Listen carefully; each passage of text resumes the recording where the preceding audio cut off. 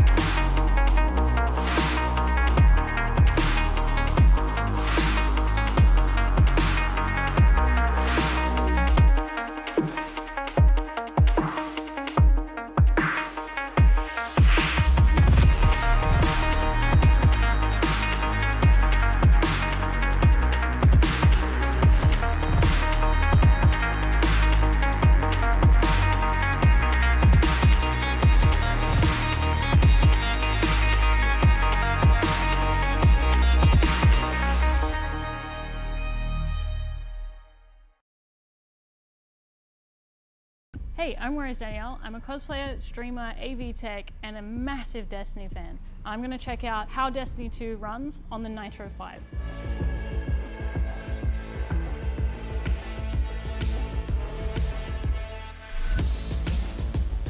Look at this. Look, bring the camera in. Look at this. This is running Destiny at highest. It's still hitting 60 frames per second. That's insane.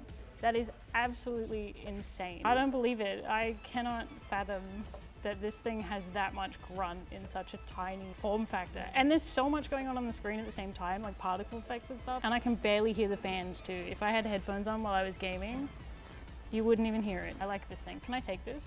Will you guys mind if I take this? Like actually, hold on. Is this plugged in? This went smooth, get away. It's fine.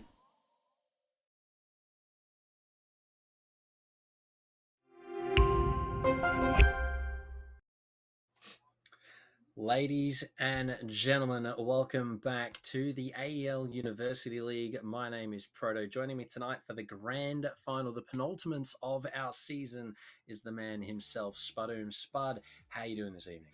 I'm doing really well, really excited to get right into these games. And of course, I'm excited to have you back as well, so I don't have to talk to myself for 4 hours straight. So that'd be good. Yeah, look, it's going to be pretty good. But just before we get into things, we'd like to say thank you to our sponsors. The AUL is sponsored by Predator Gaming, our PC partner, AOC Monitors, our monitor partner, and RIG, our headset partner. Now, Spud, I know you've been around just that little bit more than I have as of recent. Catch us up. We've come to the finals. Two of our best are here to slug it out to see who walks away with the first place prize. Of course, we had the upper bracket finals where that was RMIT Black versus Swinister as well. So a bit of a repeat of tonight. Of course, Swinburne did actually end up losing that 2-0. So they dropped down to the lower bracket where they faced UTS Sellout. Unfortunately for them, UTS were not able to beat the incumbent Swinburne, who now have found themselves back in the top spot. They're in the grand finals once again to take on RMIT Black to see who takes that grand prize. Yeah, look, it's going to be a banger. RMIT Black taking on Swinster, two names that throughout multiple seasons of the University League, obviously we're quite familiar with at this point. But they show that season in, season out, these guys can keep up that level of play, keep putting themselves in that top end of the bracket. Now, obviously, two great teams have a lot of great players behind them, so it's no surprise that they've made it back to the finals. But given that this is a best of three format, what are you expecting tonight? A quick 2-0? Or do you think this one goes the time? Well, I'm hoping that Swinister have learned from their mistakes from the weeks previous and actually improved on their game, because it'd be disappointing to see them go down 2-0 once again. But for sure, RMIT Black, they've in their favor. They won last season, so they are last season's champions. And to win this season as well would make them the undisputed champions for this year entire. So obviously, and if you go back further, we know that they've been running up for a very long time as well. So, if you add it all up, RMIT Black would be the favorites here. Yeah, look, speaking of RMIT Black, I mean, look, over the time, they've had their finals appearances. They've even had their wins. But both of these teams actually up there with, a lot of the winnings in terms of how many times they've played in the finals, let alone won the finals. So, I mean, look, again, no surprise that we're left with the same two teams here once more, coming to give it another go to walk away tonight with the first place. But look, it's going to be an interesting one. We've got some pretty good maps lined up, I've been told, and overall, things are shaping up to be a pretty interesting match. I mean, great rosters, great maps. What more could we ask for? Yeah, I'm not sure if we have a graphic for it, but we certainly do already know all the maps. We are going to be playing on Oregon, Border, and Chalet. Oregon, of course, was RMIT Black's pick, I believe. Border from Swinister, and finally Chalet as our decider. I've been informed the picks have been the other way around. Oregon was actually a Swinburne pick. I thought RMIT Black were just taking the mickey with me, and they're telling, oh yeah, no, it was them. They picked it. Look, great maps. I mean, Oregon, Border, Chalet, they are, at the moment, current meta. I mean, you look at Oregon and Chalet, arguably in the top four and have been for an extended period. Border, one of those maps that sort of squeaks through on the odd occasion. It's something that teams are starting to get a little bit more comfortable with. Before it was originally taken out of competitive, it was a pretty prominent map in most teams' competitive pools. It's one you saw a lot back in OG Pro League. So, seeing it have a resurgence since it's been added back into the competitive pool is really, really nice to see at the end of the day. A great map. It's good that it's had that rework, just some very minor changes. Whereas you look at a map like Chalet that's had pretty much a full rework, completely different map. But given that it's up there batting for the top four most played in our region, I mean, it's up there, I would say arguably behind maybe Villa or equal with Villa/Cafe, depending on which one takes more prominence in picks. Probably Villa, but still up there with the top four. It's definitely a good map. So Oregon, Border, and Chalet are definitely the ones I think that are going to be the most fair in showing us who actually is going to be the victor of these two teams.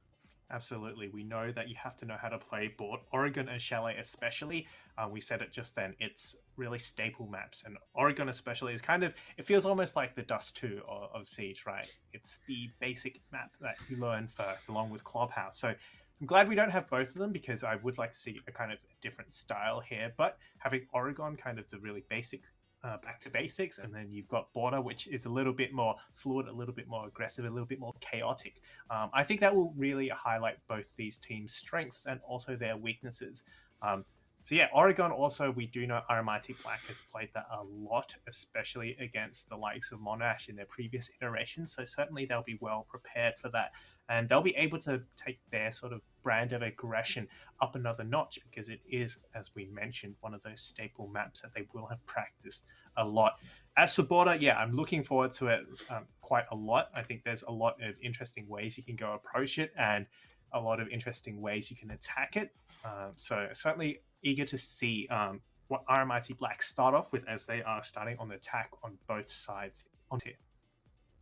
Yeah, look, starting attacking definitely more in favour of an aggressive side of team, but we will hear in the backlines the game about to get underway. We'll head on over in just a moment to Oregon. There we go. But Spud, Swinster taking on RMIT Black. We've got some pretty big names. I could argue as well, if we're being completely honest with ourselves, that these two rosters are probably in their prime, if we had to say. I mean, you look at it, you've got Goof, Distance, players along the lines of Full Swinster, but then you look at the roster of RMIT Black. I mean, Jin, Joker, Pluto, Axe, Hydra. I mean, staples in not only the University League, but leagues outside of that. You've got tabs like Kraken, you've got players like Jin who just fill in those other sort of tier 2 team spots for other teams like that. But this is going to be a banger spot. Yeah, absolutely will. I already like those picks coming out. Osa being taken off the board, one of those enablers of aggression we've mentioned. And I think Swinister have made a good choice here, removing it from the hands of RMIT Black. I want to see if it goes on Border as well. That could be a potential ban here. But we will be seeing the Valkyrie as their last ban. Kind of return to staples here, although the Osa was quite interesting.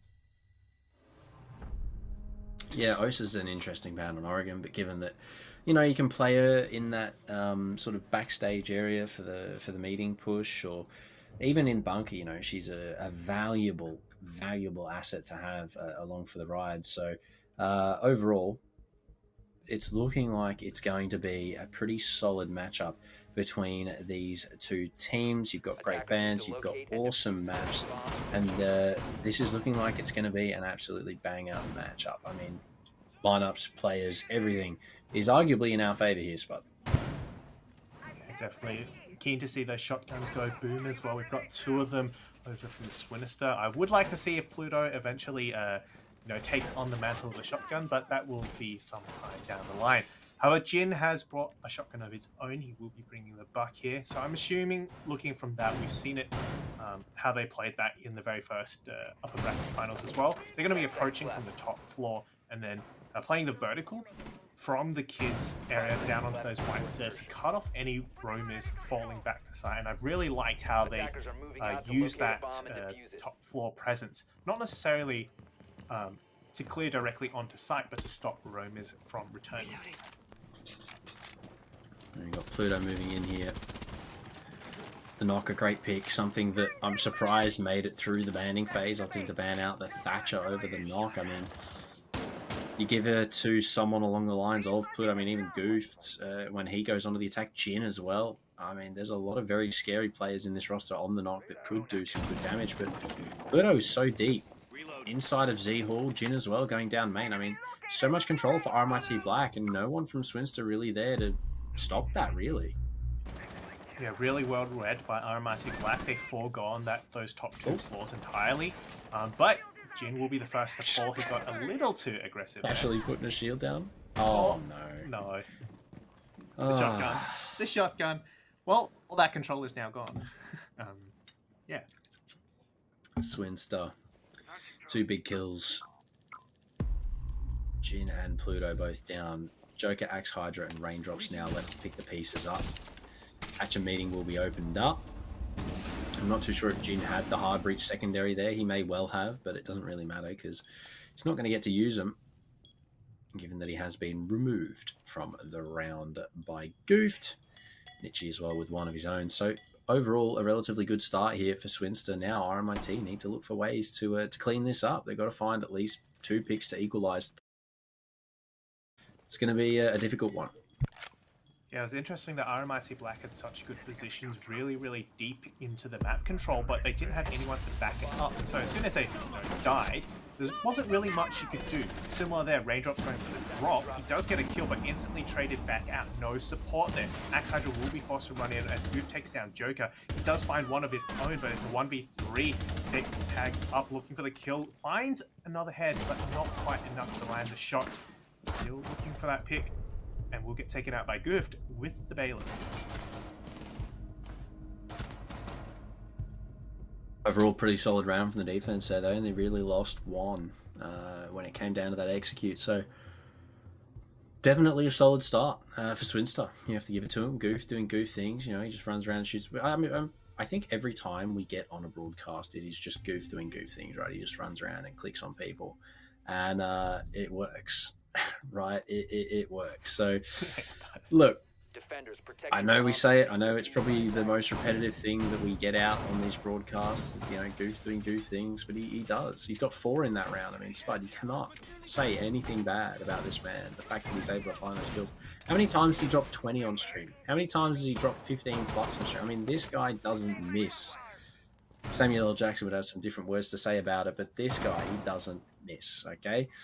Swinister, a great first round. Solid downstairs hold. They now move upstairs. They can't repeat standard competitive rules, but RMIT Black are left to pick the pieces up. I mean, Pluto, Jin, being lost early, left sort of the last 3 players on their team to attempt to try and pick up the pieces, and it didn't really go too well for them at all, Spud. I mean, the only people that found a kill was Axe Hydra and Raindrops, and that was nothing really worth it in the end. Yeah, as we mentioned kind of briefly, the lack of refrag or support really kind of hampered the push there coming in from RMIT Black. So I would like to see them improve on that aspect of coordination a little bit. The aggression, like, they're taking the control early. It's good, but there's no backup behind it, so it's very shallow and a very tenuous hold on that. Hopefully they do change things up. They do know there's someone downstairs and are looking to shut them off before they can do any damage. It will be Goofed himself, so a good decision, I think, making sure he doesn't do any more damage, and Pluto will be the one to find that kill. A good first pick here. Well, Goofed down is a great pick, if you will. Pluto sneaking forward towards Z does manage to get by the camera. We'll choose to shoot it anyway, though. For his own safety, I suppose. But with distance on low HP, Goofed in the spectating screen, Swinister are going to have to find at least 2 to equalise, given that distance is on such low health. But Raindrops and his teammate over towards Tier 3 Axe Hydra, they're looking to make a change on that. They want to double down, find another kill, and put them back on the board. Attic push coming out here. Not sure if there's a secondary direction to this to get the pinch on an Attic player. Might just be looking to create some noise and distraction for potentially players like Pluto to start working their way up. And there we go. We have a player on the kids' master bedroom balcony as well. So they're hoping to get this 2-way push. Smoke, though, is in a bit of trouble. He does get taken down, does a lot of damage to Joker, but not enough to kill him. Nichi finds 1, but will it be enough? Another player goes down to Pluto, and it's 2 versus 4. Pluto finds 1, traded out by Tangi inside a pit here. RMIT Black have found themselves a good lead after all these kills. Tangi now falls to Raindrops. It's all up to Nichi. Locked in shower corridor for some reason, but Chin, unfortunately, the Rat King's not going to find that kill, and Raindrops will. Takes down Mute. Overall, a pretty solid round there. Nice pixel to finish things off, and the attack fire back with one of their own. RMIT put themselves on the board for this Oregon matchup. Yeah, that trophy position, I think, was really, really important. Losing that kind of opened the door for RMIT Black to flood into sight. Without that trophy position, you lose the ability to challenge Attic as well.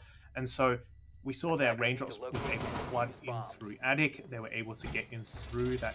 I'm not sure if they even opened the game's wall at all. They're able to get in through Trophy as well. And so that left Tangi at the bottom of the pit kind of pinched from 2 sides. Ultimately, that's where the defense fell apart. Nichi did try very hard. He managed to get a nice pick onto Jin, which was probably he shouldn't have won that. I mean, at that sort of range with that sort of weapon, but well played to them. Really nice FMG 11 recoil control there.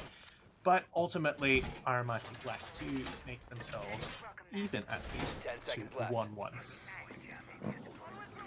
Look, Swinster in an ideal situation are going to be hoping for at least a 4-2 here on Oregon defense, because going from defense to the attack is probably the hardest part of Oregon, especially if you get to start defense. Yes, you can get a lot of rounds, but that's pretty much it. Excuse me, that's pretty much it, Spuds. As long as you find a considerable amount of rounds, then you're fine. But if the coordination isn't there and you go 3-3 on a half, you could quite easily lose. I mean, RMIT Black will have a pretty solid time on defense, I'd imagine. But I guess we will find out momentarily. Oh, raindrops, that's unfortunate. It's a kill that they needed, but it's going to get away.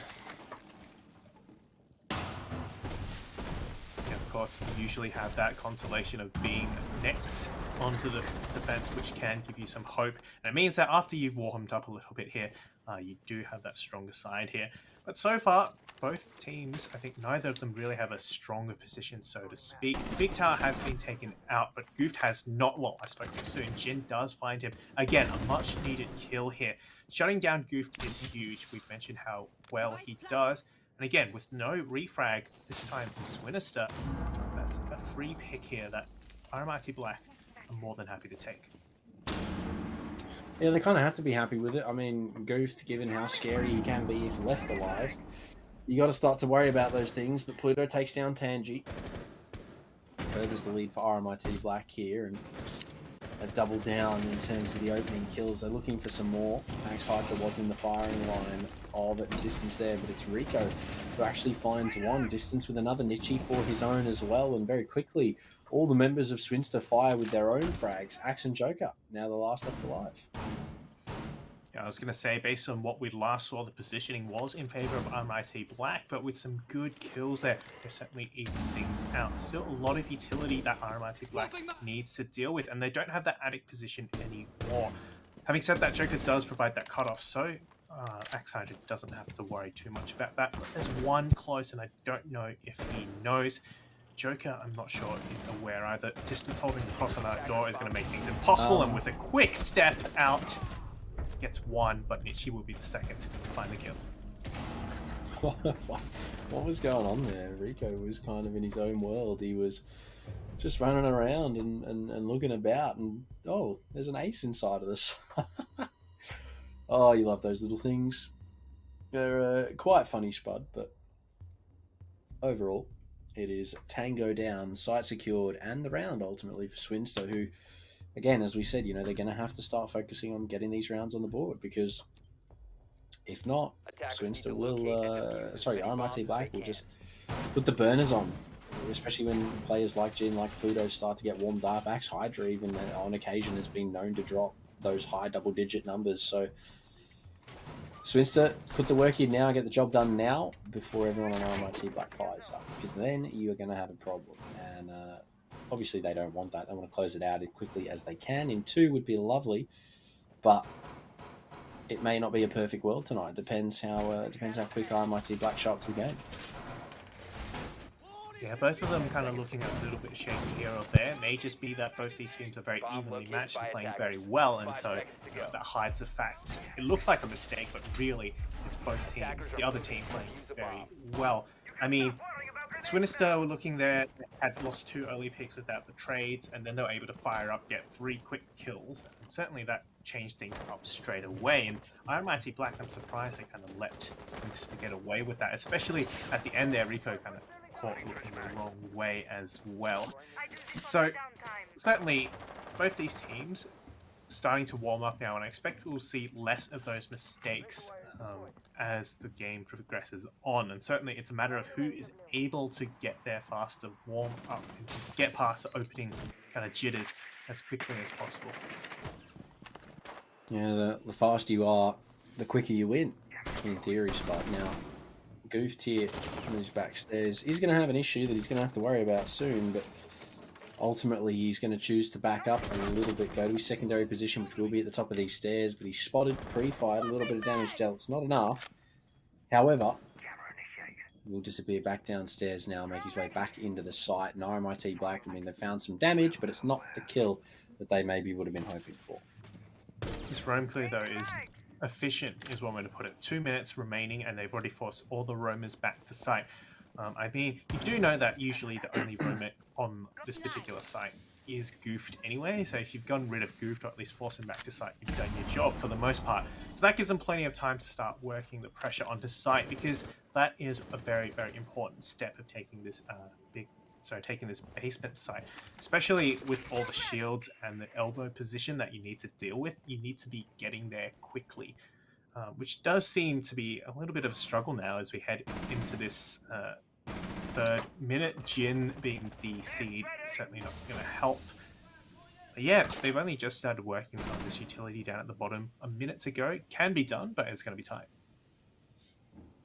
Definitely tight, Spot. It's going to come down to pretty much the execute at this point. Axe does find Goof, though. First to die in the last 3 rounds is not helping him here in terms of getting this kill number up, however. Not the end of the game just yet. 30 seconds remain. It's not a lot of time. Everything starts to unfold. Pluto takes down Nietzsche with a well-placed nade. Raindrops now to find one as well on the Rico. Looking for another player in the hallway. Will find the back of a distance, but it's Axe Hydra to lock down both. Tangi will fall, and we've got a pause requested given the disconnect from Jin, but it didn't seem to hurt too much. Yeah, that was a really well-coordinated attack there. They kind of all collapsed onto site at the perfect time. We had one, I believe it was Raindrops coming down from the laundry. We had one Diana, Pluto, I believe, pushing from Freezer, and then Axe Hydra, of course, with the hatch drop. It all happened simultaneously, right at the perfect time. They snapped their fingers like that and collapsed onto those defenders, and you could see they were struggling to kind of keep up with where the attacks were coming from. We saw, I believe it was Nietzsche on the Thor, get caught looking the wrong way, simply because there's just so much going on. There's no way you can fight 3 people, hold 3 angles at the same time. And so it was just really well done from RMIT Black, just to very aggressively drop on the site with the perfect coordination and making use of that chaos to get those kills. Attackers need to locate and defuse any bombs they can. Overall, a solid round. I mean, RMIT Black, look, they lost Jin in the process, but it did not matter. They were not phased at all. Swinister, look, you know, you gotta. I know they've lost Goo 3 rounds in a row. It's definitely hurting them a lot, because he is, as you said, you know, that primary roamer, that primary guy that will go out and find those opening kills, create that space to make the round Swinsters. But you know, if he's dead 3-4 rounds in a row, you know, it doesn't help. It definitely does not help the case whatsoever. So for Swinister, they got to find these openers. They got to trade with, well, even just trading it back as soon as it happens. Slightly more beneficial, but yeah, that round, great from them. Great resourcefulness even without Jin. Could perhaps send a second roamer up to just support Goof to get a retrade, or at least help him hold some of these angles, make sure he's not cut off, as we've seen numerous times. And it is something that seems a little bit puzzling to me. I'm wondering if they've actually foregone the roamer entirely this time, and we see someone running around. I believe that's probably Goofed. I think he might just all hold on the site this time, given that the attack. No, he is still upstairs. All right. Oh, here he goes by himself once again. Doing Goof things, but as he always does. He's, I don't know, I think he's just trying to figure it out. But Rico, was he on cams? Is he, what? How has he just let 2 people cross through? Oh. Okay, great nade there from Axe Hydra. Takes down Raindrops. He's gone, but it's Pluto. It doesn't matter. He's walking in the back of the side. He's found 2. Make it 3. My God, Rico sat down. Have a good one, son. Diana single-handedly opening this side up. It's now all up to Distance and Goof. Distance finds one onto Jin. The bomb now down. We're going to go into a post-plant. Goof is going to have a chance to make something happen here. However, spotted in Freezer. Joker takes a lot of damage. Pluto does get the nade out. Looking to cook it out. Throws it at the floor. See you later, Distance. Have fun. Goof from behind, though. He locks one onto Pluto. Needs to find 2 more. Both on less than 60 HP. And starting things off like that, Axe Hydra to fall. That's not a great beginning for Joker here, but He's got time on his side. 20 seconds, and the plant is in his favor. All he has to do is hide in the hallway. Goof seems to have some idea that he's here. If he finds this kill, which he will, he's going to have plenty of time. Goof, 3 in the round, and he's going to lock the defuse down. RMIT Black caught with their trousers down. Disable the diffuser. Oh, that's awkward. It's kind of an awkward round for all involved. RMIT Black start things off with a team kill after Rico lets Raindrops I kind of don't know just what Rico waltz was on doing there, in. man. Well, okay, I guess he kind of got the kill right. And then, of course, Pluto, amongst all the chaos, just walks into sight and kills 3 people like that. They get the plant down, and then Goofed just comes back from behind and just kills everyone. You really can't let Goofed stay alive. Like, you have to get rid of him early on. Because even then, in situations like that, it's a 1v3, you can still punch it out. So, unlucky there, RMIT Black. Yeah, very unlucky. I mean, Swinister, just was not their round. They should not have won that. And the fact that they did was kind of crazy. But overall, I mean, look, Goof goes hard. You know he goes hard. And we've seen it and said it before, but... So even Pluto knows it. But yeah, great round on the defense. Good resourcefulness as well on that retake. But for RMIT Black, that one's definitely got to hurt. I mean, yeah, Axe with a team kill could have led to a completely different round, but at that point, I don't think it really mattered too much because Booth was on the case. You know, you leave him alive, you're going to struggle.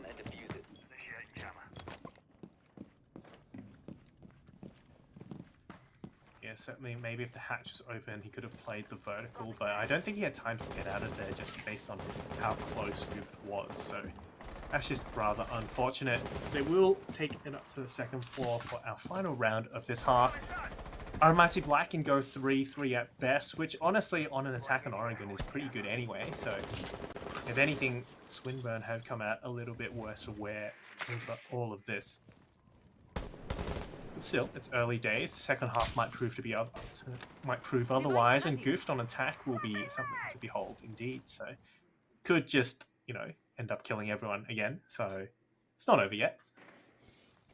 Definitely not over just yet, but still early days. Still very early days, but I mean, we're only, what, 5 rounds in, this being the 6th last round of the half here. Swinster, they need that 4-0, but unfortunately the ping's not quite there. Goof spotted, but not dealt with. Means that, again, leaving him up, that's going to hurt a little bit, but they will come back later and look to get rid of that. But at the moment, they're struggling. They've got utility they haven't quite cleared. They've got people in and out of positions. I mean, it's looking a little bit rough. Pluto does find Tangy, but instantly traded back. There you go. The refracts finally coming out. And Goof is still on the prowl, so it's anyone's game at this moment. Distance does hold on to this armory position. He retakes that and potentially be able to deny that bath and that bedroom entry as well. Attic now fully open. We have seen this quite a number of times. Every time RMIT Black go for this, they do push through the attic with mixed results, I might add. Goof does find Axe Hydra as well, and now he's getting away with it scot-free. And this might be where things fall apart for RMIT Black. They've already lost 2 players, and Goof still around is certainly going to hurt them. Yeah, Goof being alive is definitely not something you want to leave up. Now, I don't think distance is known about. In this position, largely, he has a pretty good position right now. Joker does find one distance from behind, takes down Jim, but now he's giving himself away. They don't have a utility really to directly clear him. No nades, no flashbangs. This is going to be a difficult issue that they are going to have to try and rectify at the moment, because distance being in armory like this is definitely going to be a tough one to deal with, especially if they want to start pushing their way towards a site like that. Goofs is there to greet. Joker is down. Raindrops now the last alive. He's inside of attic. 15 seconds to try and find at least a couple of kills for KD. You'll get one. Goof down, swings onto distance, can't connect the shots, looking for more. Spotting the player at the back of bunts. Nitchy close with the shotgun. However, he's going to have to engage one at a time. Nitchy takes him down. And Swinster, they're going to find a relatively decent first half on the defense. Yeah, some much needed 2 rounds there after kind of struggle back and forth against RMIT Black. Now, RMIT Black's attack did seem to falter there a little bit. I think that last round previous on the basement may have caught them a bit off guard, and with that, they do find themselves down by 2 rounds. Mind you, 2 rounds, especially on Oregon, on defense isn't really that much to worry about. And certainly if there's any team that could make that return from 2 down, it would be would be RMIT Black, sorry. So not too concerned, but Swinister do have themselves some leads after a well fought half. Yeah, look, Swinister have put themselves in a good position at the moment. I mean, up 2 rounds is better than down 2, I suppose, if RMIT Black want to look at it like that. However, it is it's still relatively open season for whoever wants to do whatever, right? Because even though they're 2 rounds ahead, RMIT Black are a very capable team that have come back from worse before. So Attackers are moving out to locate a bomb. I guess we'll see if they can continue it.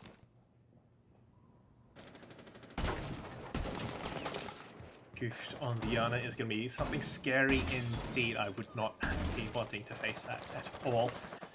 So it's just a matter of how much they can enable him to do his thing, with the drone speed and the information for him to get those kills. Because if he has that intel, he can certainly be running wild. It's just a matter of whether Swinister, the rest of them, will be able to keep up, back him up as well. Especially once he creates those openings, they need to be able to take that straight away. And we've seen RMIT Black, on the other hand, fail with that. So this time it's up to Swinister. Yeah, for Swinister, they're the ones that are in the driving seat. If they want to keep the lead, they'll keep it. But with Jin leaving, last time this happened, we know how that went. Now, I don't know what Pluto's doing downstairs behind the washing machine, but with no drone and no support, Goofed is going to go down the first kill for 4 rounds in a row here. Now, I know that Swinister are winning, but still, that's a big percentage of the rounds played. That's a lot of first deaths there for Goofed. He does have 9 kills, so he's making up for it. However, leaving it to the rest of the team is, well, it's a bit of a struggle, I'd imagine. However, they've been getting the job done so far, so you can't really say too much. But yeah, big kill to lose. Raindrops as well finds another one, but Nietzsche at least trades it back to something of his own and will manage to shoot that thorn trap before being taken down. But the wall is going to become an issue, and might even lose Nietzsche through the floor here. There is a player down there that I see, but I'm not too sure if he'll be able to connect. Distance does at least find Pluto to put things back in their advantage. Nice shot there from Nietzsche, and suddenly Axe Hydra left all by himself, compounded by the fact that they've lost Jin. This is not looking good for RMIT Black, and not a position I would have expected to have seen. Yeah, look. Overall, Axe Hydra, if anyone's going to win it, it'll be him. He's got some relatively scary opponents to worry about. Nietzsche is going to be probably the one of focus here. Drones coming through. They want to play for the information. They will spot him. Position now known. Has to take these gunfights one by one. Will opt for the trophy walk-in, but it's Nietzsche on the entry. To close it down, I mean, first round on attack looking pretty sharp, even with Goofed first down. Yeah, once that information came out there really wasn't much he could do. All that Swinister needed to was just collapse onto site at the same time, and that would have been a free kill. So rather unfortunate there for RMIT Black, especially with that disconnect as well. But, you know, you have to work with it. And so far, Swinister have been doing very, very well as well. Again, kind of some missteps here or there at the start, but certainly they've made up for it. And you know, they've proven us wrong. Despite losing Goof, they have been able to catch things back up. So really well played there from Swinister. They're putting themselves 3 rounds up now. One more puts them onto match point. RMIT Black would face a really, really tough struggle, and any more disconnects would almost certainly spell the map for Swinister. Yeah. If Jin doesn't come back, or well, even if he does, I mean, he keeps disconnecting. He's 1-5, if I'm not wrong at the moment. Faulty, he's not having the greatest game, but it is no way telling how well this guy plays. I mean, yeah, okay, 1 bad game, but you look at his track history, this man countless times has outperformed pretty much everybody in the server. So take it as you will. However, him disconnecting constantly, even if he's not doing anything, he's playing those supporting roles. He's on the Nomad, he's on the flank watch, he's on something that was beneficial in terms of a supporting role that provided utility, helped his team out, helped with the push, helped with the drones. He's still doing good work. Obviously, when he's in the server, it helps a little bit more.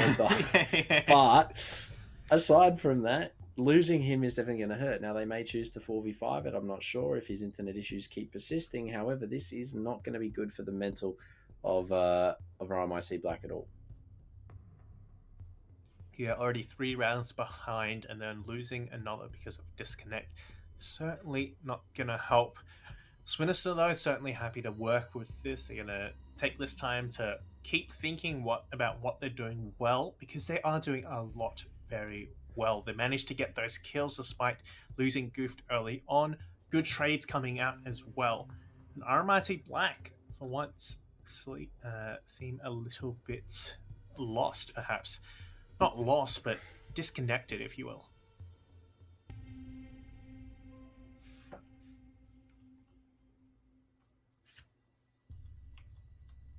Look, there's not really too much to say, but we haven't seen too much in this match so far, other than Swinster have been having a great game. I mean, that is literally it, right? Nietzsche's been showing out. Players like Distance have been good on the support too for showing up in terms of a kill here and there. But I mean, even Goofed, we say that he's died a lot, but other than that, he's clutched a 1v3. He's, playing a bunch of rounds. He's getting a lot of kills still, even being that first death. So take it with a pinch of salt. RMIT Black maybe not enjoying Oregon as much as they would have hoped. However, it's definitely a struggle despite at the moment for RMIT Black. Swinster definitely look a lot more comfortable with what's currently happening. Yeah, you'd think that after all these years playing against Monash on Oregon, they would have gotten used to it, but it just seems like this is not their map today. Border, I think, will suit them perhaps a little bit more. They do seem to play very... I don't want to use the word aggressive again for fear of making it a cliche, but they do like to get up in their opponent's face very, very early on. And Border does allow you to do that, and it rewards you for doing so, for getting into the map very early and taking those fights very early. So that worked for them a little bit better here, maybe Chalet as well, but Oregon definitely has not been their day. Out to locate a bomb and defuse it. Yeah, definitely not feeling it. I don't know if that's just due to the fact that Jin has been disconnecting, or it's something is messing with the way that they're playing right now. But they've got great information, and there you go. Instead of going down first, Goose will find the first Pluto off the board. That's a big kill getter here for RMIT taken out, and a great start for Swinster. Yeah, you either get the opening pick or you see yourself become the opening pick. There's no other way about it. That is the life of a support. Having said that, though, he is 10-5 up, so he's been killing twice as much as dying, so that's still pretty good on his part. But with that, they do remove the worry of a run out from kitchen. They can play that master bedroom, repel, and this area a little bit more safely. It does give them that confidence to start working this trophy position. Going to be a frag from the need to open the wall, and then some utility, get rid of that trophy shield. One coming in from Armory, and better boom, we've got the push coming in. Something's definitely going on, and Nietzsche's in a good position. I mean, he's set up the flanks, he's got top Armory on lock. They've taken out Pluto, which, given that it is the Azami as well, you get rid of that keep a barricade charge through the duration of the round, obviously, as they charge over time. But the rest of the push is still yet to come. Goof now to join his teammate here. They want to push through Armory. With the player in studies backed off, you do have to stay. Distance is also holding across. I mean, the setup here from Swinster is solid. There's not really too much that can go wrong for them unless they start feeding kills. Yeah, with that grenade as well, Jin off the board, this time from a grenade and not his internet. That's not going to help players of RMIT Black. Certainly feeling the pressure now. They don't really have much control of this side of the map, though one back into attic will hope to change things. But Goofed is on the prowl. He's looking to pressure from White Stairs as well. Challenge from there, which means when the push comes in, it'll be from all sorts of directions. Axe, however, with the nice vertical, will finally end his reign of terror. 4 versus 2 as Tanji takes down Joker. is very good here for Swins. They know that there's one back bunks. We've got Gone Sixes in tow to deal with this utility. Let's play a back bunks. They know that he's there. No, maybe not. Actually, Hydra takes down Tangi. A 3 versus 2. This is looking a lot better here for RMIT Black, but with the diffuser going down from Rico, they need to get aggressive to try and stop it. No Nitro in play that I can see. No, none at all. Distance on the cross takes down Raindrops. It's all up to Axe Hydra, and it's not even going to bother. Nichi's there. Match point secured for the attacking side, and I mean, on the defense, it's just not the day for RMIT Black. Yeah, Tangi's position there was really, really important because he was able to cut off anyone coming. Cut off anyone rotating up from white, not necessarily shooting from white, but certainly any movement. And certainly that Bunk's position where Axe Hydra was playing was being locked down. So he could have gotten away with not jumping in at all. That probably would have been the better play, but it doesn't matter. They will still get the win at the end of the day. Off some really nice work from Goof. Also a really, really coordinated push that, the strategy put together there, it was stuff you see every day on Oregon, but it was executed very, very well. Yeah, Swinster, I mean, they lost, 2 there on that execute. Goof went down, Tangi was traded, but it didn't really matter. You know, they still had 3 left. Nichi, as we've said, he's been having a great game, same as Goofed. Distance on those cross angles, just playing for those trades here and there when he's needed is arguably doing enough for his team. So for RMIT Black, they're going to have to do just that little bit more. Pluto and Axe Hydra can't really carry the whole thing here. And, I mean, they're trying to. You've got to give them props, but the team needs to start working a little bit more as a unit. There's a little bit of incohesiveness here, and you can see it round by round. But for Swinster, it's a little bit more of a refined art. Maybe they've just scrimmed Oregon that little bit more. Yeah, certainly even with Goof kind of roaming around doing his own thing, there does seem to be support from Swinister, at least to enable him to do that. Some trades missed here or there, admittedly, but overall, he does fit into the grander scheme of things, into this strategy that they're bringing. So not necessarily 4 players and Goofed is the extra. Goofed is independent, but it does fit into this plan. And certainly we saw in the last round where he's able to get the dining run out and stop anyone playing from underneath. Certainly was helpful.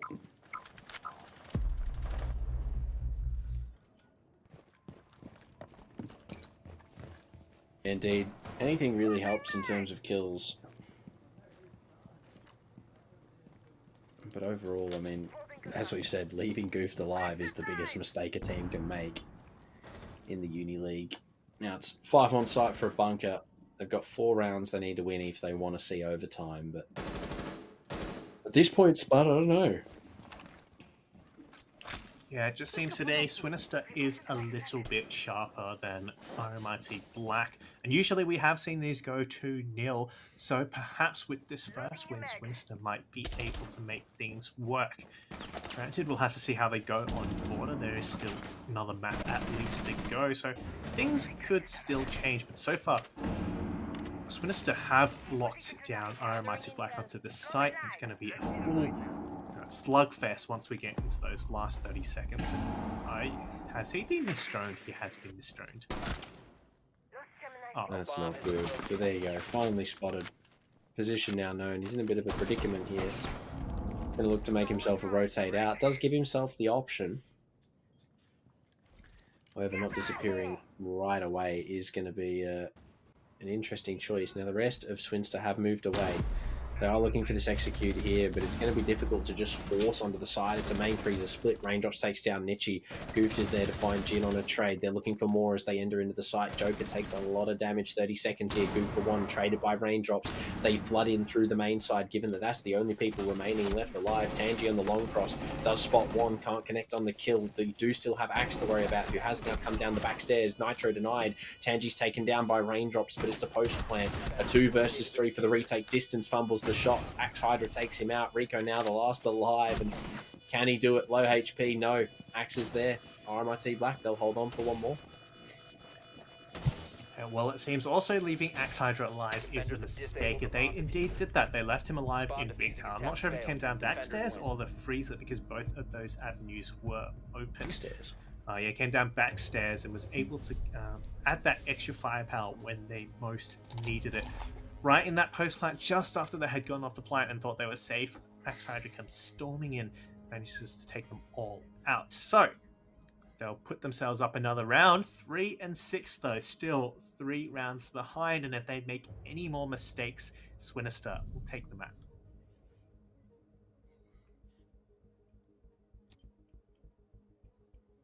Defenders, protect your bombs from being defused by attackers. Look, it's Spud. We've seen people come back from worse deficits. You know, for RMIT, it's a matter of just doing it. No, it's easier said than done, but it's 3 rounds. It's still a lot. However, for Swinister, the fact that they are as ahead as they are and Goofed is now starting to fire on all cylinders, it's not looking great. But overall, it's been a solid attempt from RMIT Black, at least to say the minimal. But going on to border, if the outcome is a 7-3 here and they close it out now, I could imagine that we'll probably see this one end pretty quickly when we do go on to that second map. Yeah, perhaps the results of this series will be decided right here on this first map. Depending on how the mental state is after this first one, we could see a big difference. If RMIT Black certainly manage a comeback, then they will have that on their side as they go into their own map pick, and Swinister will be kicking themselves and letting it slip by. So if RMIT Black can safely take this, I think they're on for perhaps a 2-0, but it'll be up to Swinister to deny them that here.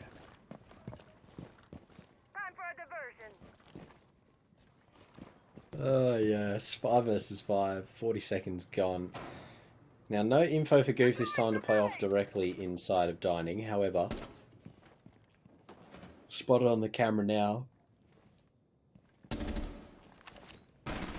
We'll have to worry about a direct contest, but it's Distance who actually opens it up, takes down Jin. Definitely not having a great game, unfortunately. 1 and 8 right now. Not what we'd usually expect, but it happens to the best of us. Goofed in a good position to take this player downstairs out. However, needs that extra info, needs the support from his teammate. Distance is there to provide it, but without the drone work being done, Pluto will be able to do some damage here just based on time alone in his own sort of momentum because, well, no, there you go. Hatch open from above. He's just going to disappear. Scot-free. Swinister found the kill, but that's it.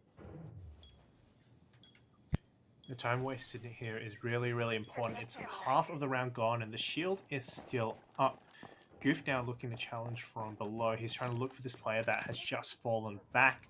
But when he's over there, he is not killing other people and certainly won't be killing anyone else after this. Joker does find that kill from above, I believe. Well played there. They do get the trade back, and with Goofed off the board, this round looks a lot more comfortable for RMIT Black.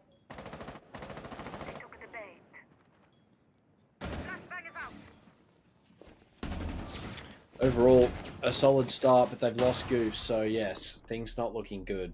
50 remain. It's plenty of time for Swinister to get the job done, but the question now obviously will be, can they? You know, they've had a good start, but this is sometimes where you see teams make the mistake. They find themselves a good lead, and then they start letting themselves fall. Spotted inside of Attic. Rico knows that there's a player by this bookshelf. However, whether or not he can kill that player, a completely different question. But with Pluto finding one, it's going to make things for Swinister a whole lot harder. 20 seconds left, not a lot of time to execute. Still need to find 4. Nitro rips, giving a player away in pit, but Rico's so scared of this utility, waiting for it to come. Joker just not committing to it. The Nitro comes out, I believe it was shot. Spotted and now fragged out by Rico, looking for the second, but it's raindrops to trade it, leaving it up to Tangier. 1 versus 3. He's late to the party from the top of the main stairs, but on the flank, Pluto's there. Takes him down, and overall, these players are just fumbling the bag. Yeah, Attic plus Pit was the key to that defense here. They were able to deny that trophy entry. They're able to deny the breach as well. And of course, we saw how much time that C4 rip just burnt out Rico's time. They were able to get 1 kill, but there was a second to even things out. ultimately it was what held that defense together. Now we've seen RMIT Black try to counter those sort of positions by pushing Attic directly, raindrops with the squares, usually the one to do so. But Swinister didn't make that choice here, and they certainly paid for it, not being able to execute there as RMIT Black hold on in a really solid defense.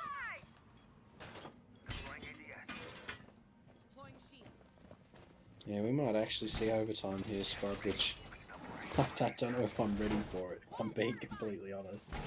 This definitely looked like it was a once and done affair for Swinster, but the fact that they have just struggled to get it to that 7x is it's not good. Overall, though, RMIT Black again, great effort from them to get it back to this point. 5 seconds left before insertion. Pluto taking a moment to figure out where to put his utility. You can see the gears in his brain turning. Do have that shield set up on stage, although that wall is not opened up at the bottom, so that's still workable. And Jin on the cap can, hopefully he will be able to get a kill, maybe even from the grain. But a kill nevertheless, 1 and 8, as we said, not such a great game, but certainly not the team still being able to move forward with that axe and raindrops and Pluto as well. Having a good time right now.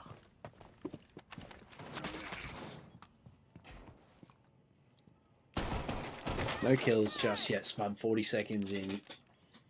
The pace that we sort of need to see from these teams is a kill at least at this point. But Goof leading the charge. He's doing well. No one inside of Attic means that he's got great control, but there you go. Raindrops down. Good shot from him, and that is an awesome kill to find. Your Roma is going at 20 top fraggers as well, and an alibi off the board is always better than having to deal with one later. Yeah, it would have been nice to see someone provide that support, especially since he gets that for free, just chilling in the corner. Again, because there's no one upstairs to help out. Pluto does find one in the meantime, but he is forced to back off a little bit with that line scanner. That's a top 4 control seeded now. Sledge can get right to work. It's going to be a lot of pressure onto this top floor. And with Goof still alive, because again, in the refrag, things aren't going to end well. Jin gives himself away. We'll have to move. Maybe not. Ops to choose in the same place regardless. He has been spotted. Now, Pluto is going to be the interesting factor of this round, given that he is yet to be droned, and he holds a pretty big position just outside split here. Does hear the player just outside his window. Tangi holding these crosses through main. Maybe doesn't necessarily realise that Pluto is as close as he is. Now, will opt to cross through. Now, possibly spotted. I'm not sure if that drone was turned on there, but Goof takes down Jin. It's a 2 versus 4. This is looking like it's where the game ends here. Unless Pluto and Axe Hydra can go huge. 2 big players. Okay, make it just Axe as Goof takes him down for 3 in the round. There's a trade. Axe at least gets that, but given that it's a 1v3, you've got Rico, you've got Distance alive. As long as the diffuser goes down in decent time here, these 30 seconds aren't going to mean too much for Axe Hydra. 2 players still upstairs. It's going to make things hard, but does Tangi hear the player behind him? He does! My God, Axe hits it. Takes him out. The diffuser now going down just above the head of Rico. Could have found that kill, but it's a post plant. Attackers are activating the bomb diffuser. Oh my God. Okay. Swinster, what are you doing, man? Eyes on the diffuser. Attackers need to protect it. What is going on, Spud? Goodness. He's just so good. Oh my goodness. I was like, yeah, this is it. It was a 1v3? 1v3? Oh. My Defender days, mission man. successful. Oh my goodness. It was a 1v4. I think he got goofed as well on the way. Yeah, he did. Right at the start. 1v4. Axe Hydra. Well, there were some mistakes made early on from RMIT Black. Certainly that was a bigger fumble than I have seen in a long time. Doing, man? Like, your teammate's just been one tap from security, and he's running along like there's no. Oh my gosh, Spud. I don't know what to say. I genuinely don't. The glasses are off. The head's in the hands. I've lost it. I don't know what's going on anymore. Yeah, the situational awareness there must have broken down significantly. Headset machine no worky. Yeah, I just don't know. I think that call might have just come out late. And the sledge, certainly I think he was on his way upstairs. That was the plan. And if he had gone up there, it could have been different. But obviously, since he did not, and he just ran right past Axe Hydra, we are now sitting at 6-5. Swinister had a 4-round lead onto match point, and RMIT Black had just gone a 1-3 row. Yeah, that's kind of awkward if you're a Sinister. Can't get the words out. If you're rooting for Swinister, certainly looks a lot more doable for RMIT Black now, and the mental advantage they must be bringing here is huge. The pressure certainly is on Swinister at this point. Oh, Goofed had such a big round too, man. Like, it couldn't have unfolded like that. Axe is crazy. We know it. We said it at the start. We knew he was going to be. Just no surprise that he wins that, but for Swins, that's got to hurt so much, man. That is just not a round you lose. Well, apparently it is if you're Swinster, but it just should not be a round that you lose. However, Goofed, he's on the hunt. He's looking to rectify the issue, find some kills. And I'll tell you what, the G3 Black Ice, just off topic real quick, looks so clean. It does. I think that's like the first Black Ice I ever got, so... Yeah. Wish I was as good as him though, but... Oh my god. Pluto almost finds 2. It will be Jin to get that kill. Does get taken out on the trade out, but this has really hampered their attack. Usually, RMIT Black, sorry, Swinister very fond of this big small tower push, but it's just fallen apart here. Axe Hydra finds Rico as well if he gets a second here. This could be where Swinister finally lose their step. How does Tangy lose that? This is... Okay, it's doable now, thanks to Goof, because Goof is still alive, but that certainly was very, very dire for a second for Swinister. Pluto runs out. Tangy knows exactly where he is. Dies.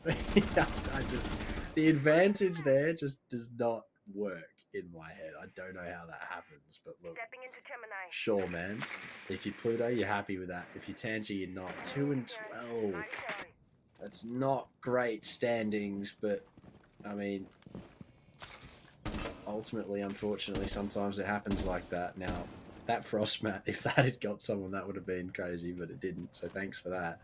Goof does still have 2 nades to work with here, Spud, and with this player backed by Laundry, it could actually be quite huge to find a kill with that nade if he places it well, but he's not going to even get the chance. Raindrops is there. We're going to go to overtime unless Nitchy can clutch up, and given that Raindrops has been going huge in this match, and yeah, Joker's there, okay, we're going to overtime. Swinster, what's going on? What's happened here?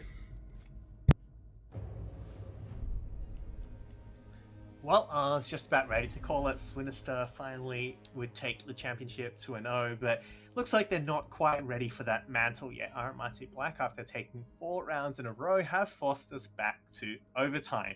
And Swinister, not quite sure what's happening there. I think we're not quite sure, and I don't think they quite are either. Certainly attack timeout would be nice if we had those. But yeah, Swinister just need to go back to the drawing board, figure out what is going on, and stop rushing things. I think they're probably getting a little too ahead of themselves here, and maybe letting foot off the gas a little bit too early. Perhaps, especially that 1v4 clutch from Axe Hydra. I think they left it. They were just not prepared for that. It's just in the bin at this point for Swinster. You gotta recoup and GG go next after that. I mean that's unfortunate. And RMIT Black get defense too. Like it's just it is their day. It's not Swinster's day, unfortunately. You know, you got match point for 5 rounds, but you can't do anything with it. That's gotta hurt.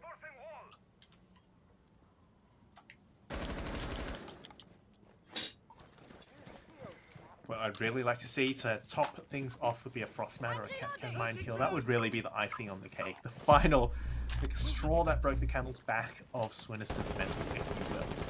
That would certainly hurt them. Goof now looking to stop some of these roamers from doing as much damage as they have done, and certainly lock down some of these players as they go for the execute. Etan's actually switched off that Yana, given it to Tangy. They have swapped operators, which is an interesting choice to say the least. would have thought that Gift would stick with these Yana, but hey, guess we'll see how that works out. Can't blame him too much, I guess, if he's comfortable on it. Just give it to him. Let him send it. Is he on the DMR? No, he's on the assault rifle. So I was going to say he might have been on the DMR. Maybe he was feeling a little bit of 417 action, but at this point, Spud, I don't know if it's going to matter too much if RMIT come back and win this. Keep in mind, is this Swinster's pick as well? It is, isn't it? Yeah. So if RMIT win this and then go to their map pick and close it out in 2, I mean, that would be painful for Swinster, but make a great game. Be very well deserved if RMIT Black do manage that. And Jin still has actually made it all the way back upstairs. There's no attempt to clear this at all, and okay, that's a bit awkward. That's 2 EMPs gone. I don't think they have any more, and now that hatch is going to remain firmly shut. It's going to really limit their avenues of approach here. Certainly won't be able to use E-Box to pressure whoever's in bunker and that door or pillar. So limited options now for Swinister as they run into the last minute of their attacking round. It's going to be a difficult slog here, 5v5 with Jin still upstairs to potentially hit them on the flank.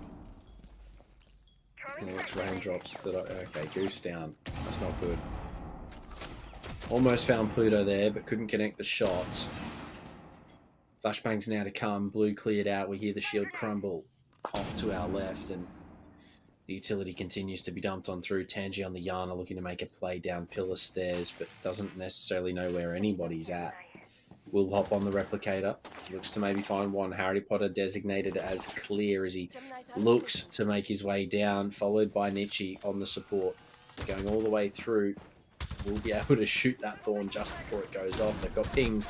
They don't see the player close left. Pluto's good for 1. He's not good for the second. Nietzsche's not quite there. Axe Hydra finds Nietzsche inside of pillar. It's all up to Rico in distance. It's a 2v4. They're not going to get a single one. RMIT Black.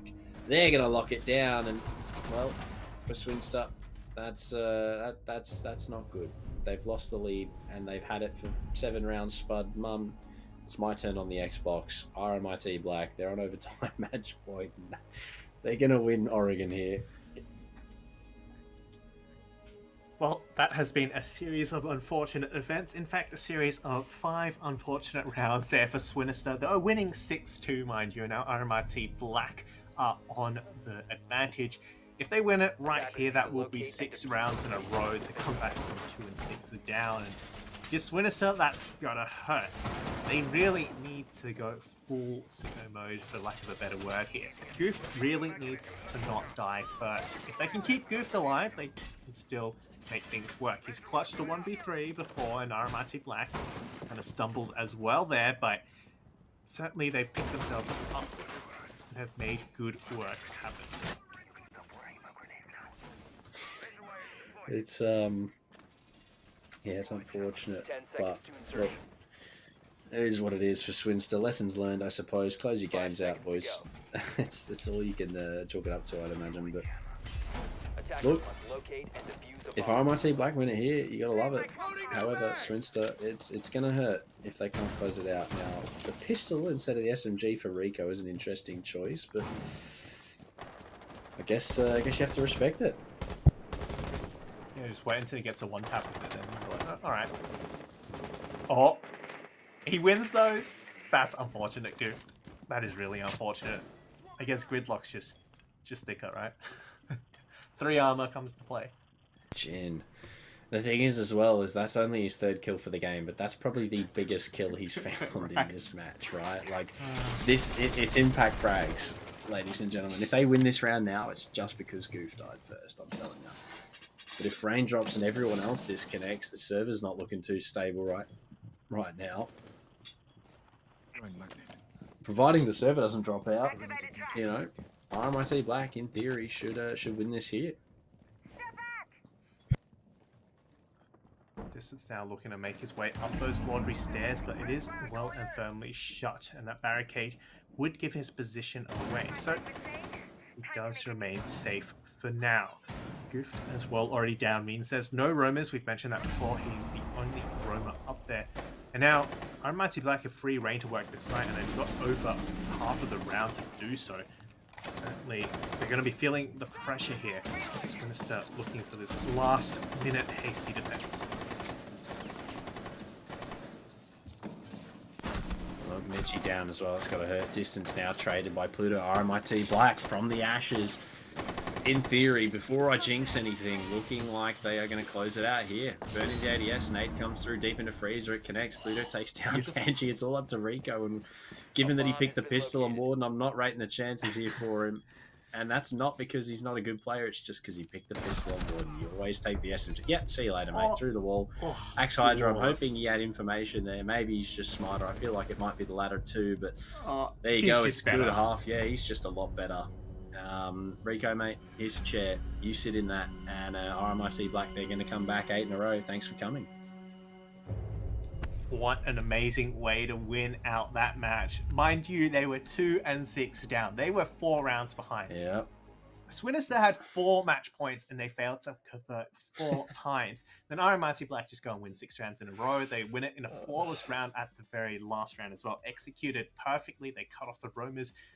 That freezer player as he tried to rotate back. Great game sense there. Shot him through the wall. Rico didn't know what hit him. No, Rico had no clue. And it's just because he picked the pistol on Warden. I'm just going to keep going with it. I mean, you just come on, man. SMG secondary over a pistol. It's what, year 7 siege, man. Come on. You gotta pick the SMGs at this point, especially when they made them so user friendly, right? Like there's no recoil in that gun anymore. But just before we head to the break, Predator, we'd like to say thank you to you. Discover your next favorite game. Play over 100 high-quality games with your new Acer and Predator Gaming Windows 11 PC with 1 month of Xbox Game Pass Ultimate. With the new games added all the time, there's always something new to play. So thank you very much to them. We're going to head to a short break, and we'll be back with Border after that.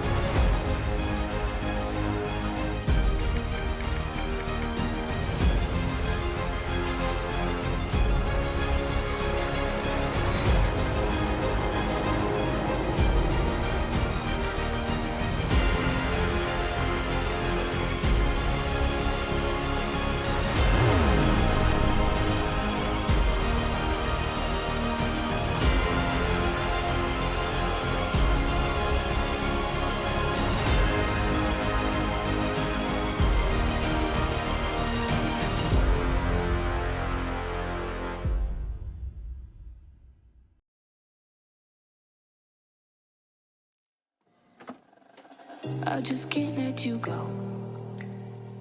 Lord knows that I've tried to. You said I was the only one. No one likes being lied to. You made this mess and left me with the pieces. Now I wanna burn all the bridges between us.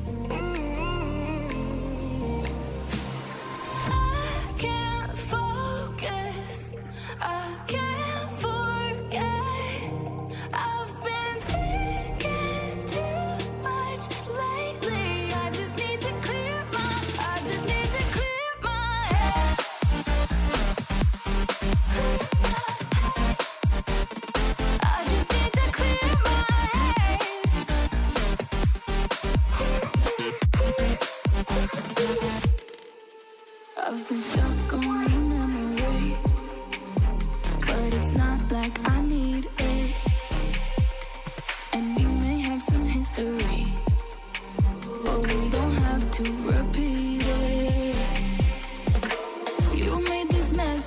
left me with the pieces. Now I'm gonna burn all the bridges between us. I can't focus, I can't forget. I've been thinking too much lately. I just need to clear my head. I just need to clear my head.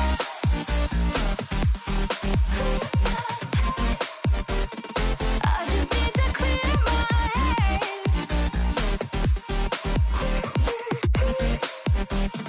I just need to clear my head. I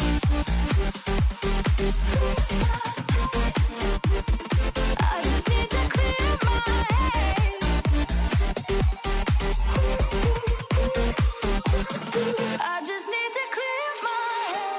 I just need to. I just need to clear my head. I just need to. I just need to clear my head. I just need to. I just need to clear my head. I just need to. I just need to clear my head. Can't focus, I can't forget. I've been thinking too much lately. I just need to clear my head. Oh, clear my head. I just need to clear my head.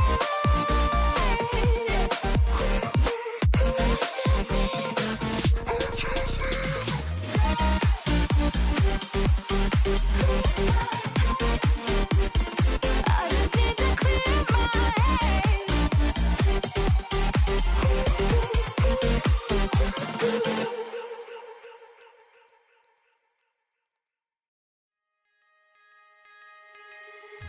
On my mind, succeeded with hope, and you were sure I couldn't agree that we were meant to be. But our love is what they talk about in movies. Our love is what they talk about.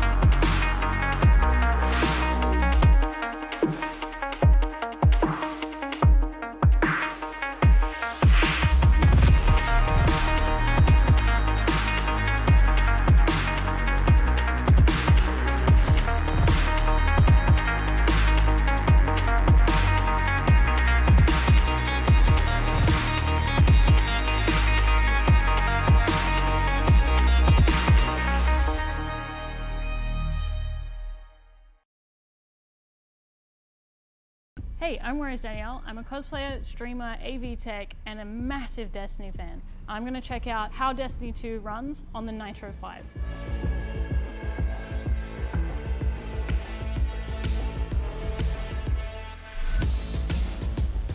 Look at this. Look, bring the camera in. Look at this. This is running Destiny at highest. It's still hitting 60 frames per second. That's insane. That is absolutely insane. I don't believe it. I cannot fathom that this thing has that much grunt in such a tiny form factor. And there's so much going on the screen at the same time, like particle effects and stuff. And I can barely hear the fans too. If I had headphones on while I was gaming, you wouldn't even hear it. I like this thing. Can I take this? Will you guys mind if I take this? Like actually, hold on. Is this plugged in? This way, smooth, get away. It's fine.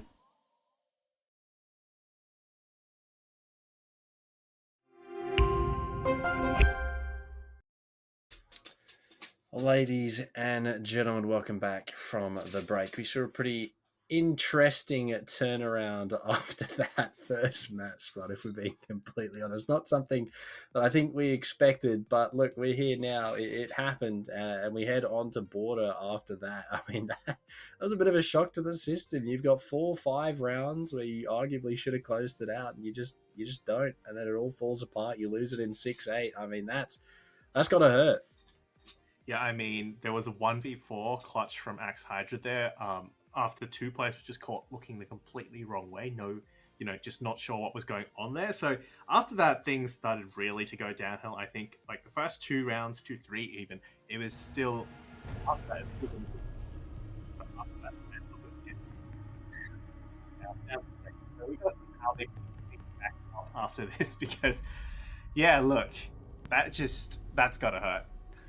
I have been told, and there we will see it in chat, Peepo.Fury is playing here. And look, this is going to make things interesting. Swinister have had a little bit of an inject. And MML has also come in for Jin. So we got some more sort of, well, practiced players coming in for both sides of the board. And unfortunately, Jim, with his internet issues, will not be able to continue on. But Osa and Thatcher to go. Osa very prominent on border, probably followed up by, a Mira and most likely a Valkyrie, maybe the Azami, depending. But Spud, relatively straightforward bans. We've got some new players in the lobby. Things are, well, essentially, it's a brand new game.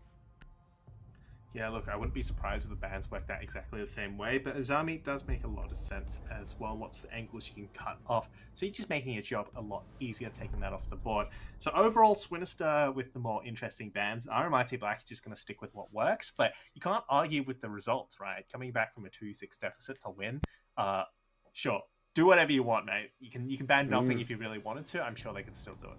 So RMIT Black, Swinister. This is RMIT Black's map pick, and that certainly will help out as they start onto this series. Second map in the series. So. Yeah, this is definitely going to be number 2, Spud. We already saw number 1. We know how that went. But well, look, border is a map that is, I think, slightly more forgiving in terms of how Oregon plays. This one is a little bit newer for most teams. People aren't as comfortable on it as Oregon per se, given that Oregon is a map that has been played to an extensive degree. All teams, sorry, just had a moment, have played Oregon a lot. They haven't played border a lot. That's what I was trying to say before my brain rudely interrupted me. However, I don't know. The lineups both teams are bringing it. It's definitely looking like it's going to be an interesting first half. Yeah, I want to see where the approach will be for RMIT Black. Whether they're going to go for a back take or going to go for the armory wall. Now, back in the old days when I was still playing AEL and I was playing on border, you could actually shoot the floor through the soft wall, but now it's a hard floor there at armory wall, so it's a lot more difficult to get rid of utility there. So teams can now start to work from the back instead, especially you have that east balcony as well to help move out, get that cross. So there's options is what I'm trying to say, and we want to see which option RMIT Black opts for here. Yeah, look, Goofed opens it up. He takes down Pluto. And on the Ana, that's a big kill to find, especially given that Pluto had a great game last. Almost lost his life in the process, but still trades it out, has made away with it. And I guess you take those away, you find them, but Axe does get at least some kind of trade back. Takes down Rico to keep it 4-4. Goya removed from play. Does probably remove a C4 as well, so one less thing to worry about from underneath. MML as well finds a second onto Nichi, starting things off strong. They now have the advantage in their favor. He is in a little bit of a pinch here, might actually get pinched out by Goof, who does remain in CCTV. Does keep his life here and that position, and that's going to be a thorn in RMIT Black's side. With that position, he can easily rotate to either side to help. So they do need to be careful. They need to have those drones at least provide that cutoff and stop him from rotating through, especially through fountain here. Got good information on Goofed here. They're just going to have to actually find the kill, and there you go. Raindrops commits on out. He finds one, some good damage on the distance as well. Looking to continue it through. Joker seems to be stuck on the wall here. The nade will come. It will get rid of the utility to allow that wall to become opened up. Distance on a long angle does spot Raindrops. Some good damage here. Peepo holding the cross now to attempt support as well. However, a minute left is plenty of time, and given the diffuser is in the hands of Joker, he's got that long angle to play with.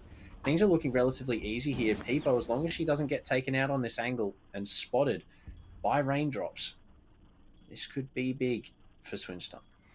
Yeah, she could push up to the top of those stairs, play through Fountain as well. Just like that, however, they will make it all the way into sight and start planting now. It's up to distance. His position is probably being held, and with that plant, that's 2 more guns. Peepo does find 1, drops it to 1. It's a 1v2 post-plant. As they go for that long rotate, hopefully able to catch a player off on the flank. Raindrops now looking for a kill. He does not find it. It will be Peepo. Sub comes in to save the day. This is what they needed last game. 1 round up now. Holy smokes, Peepo. She's been here for 1 round. She's almost caught up to Rico.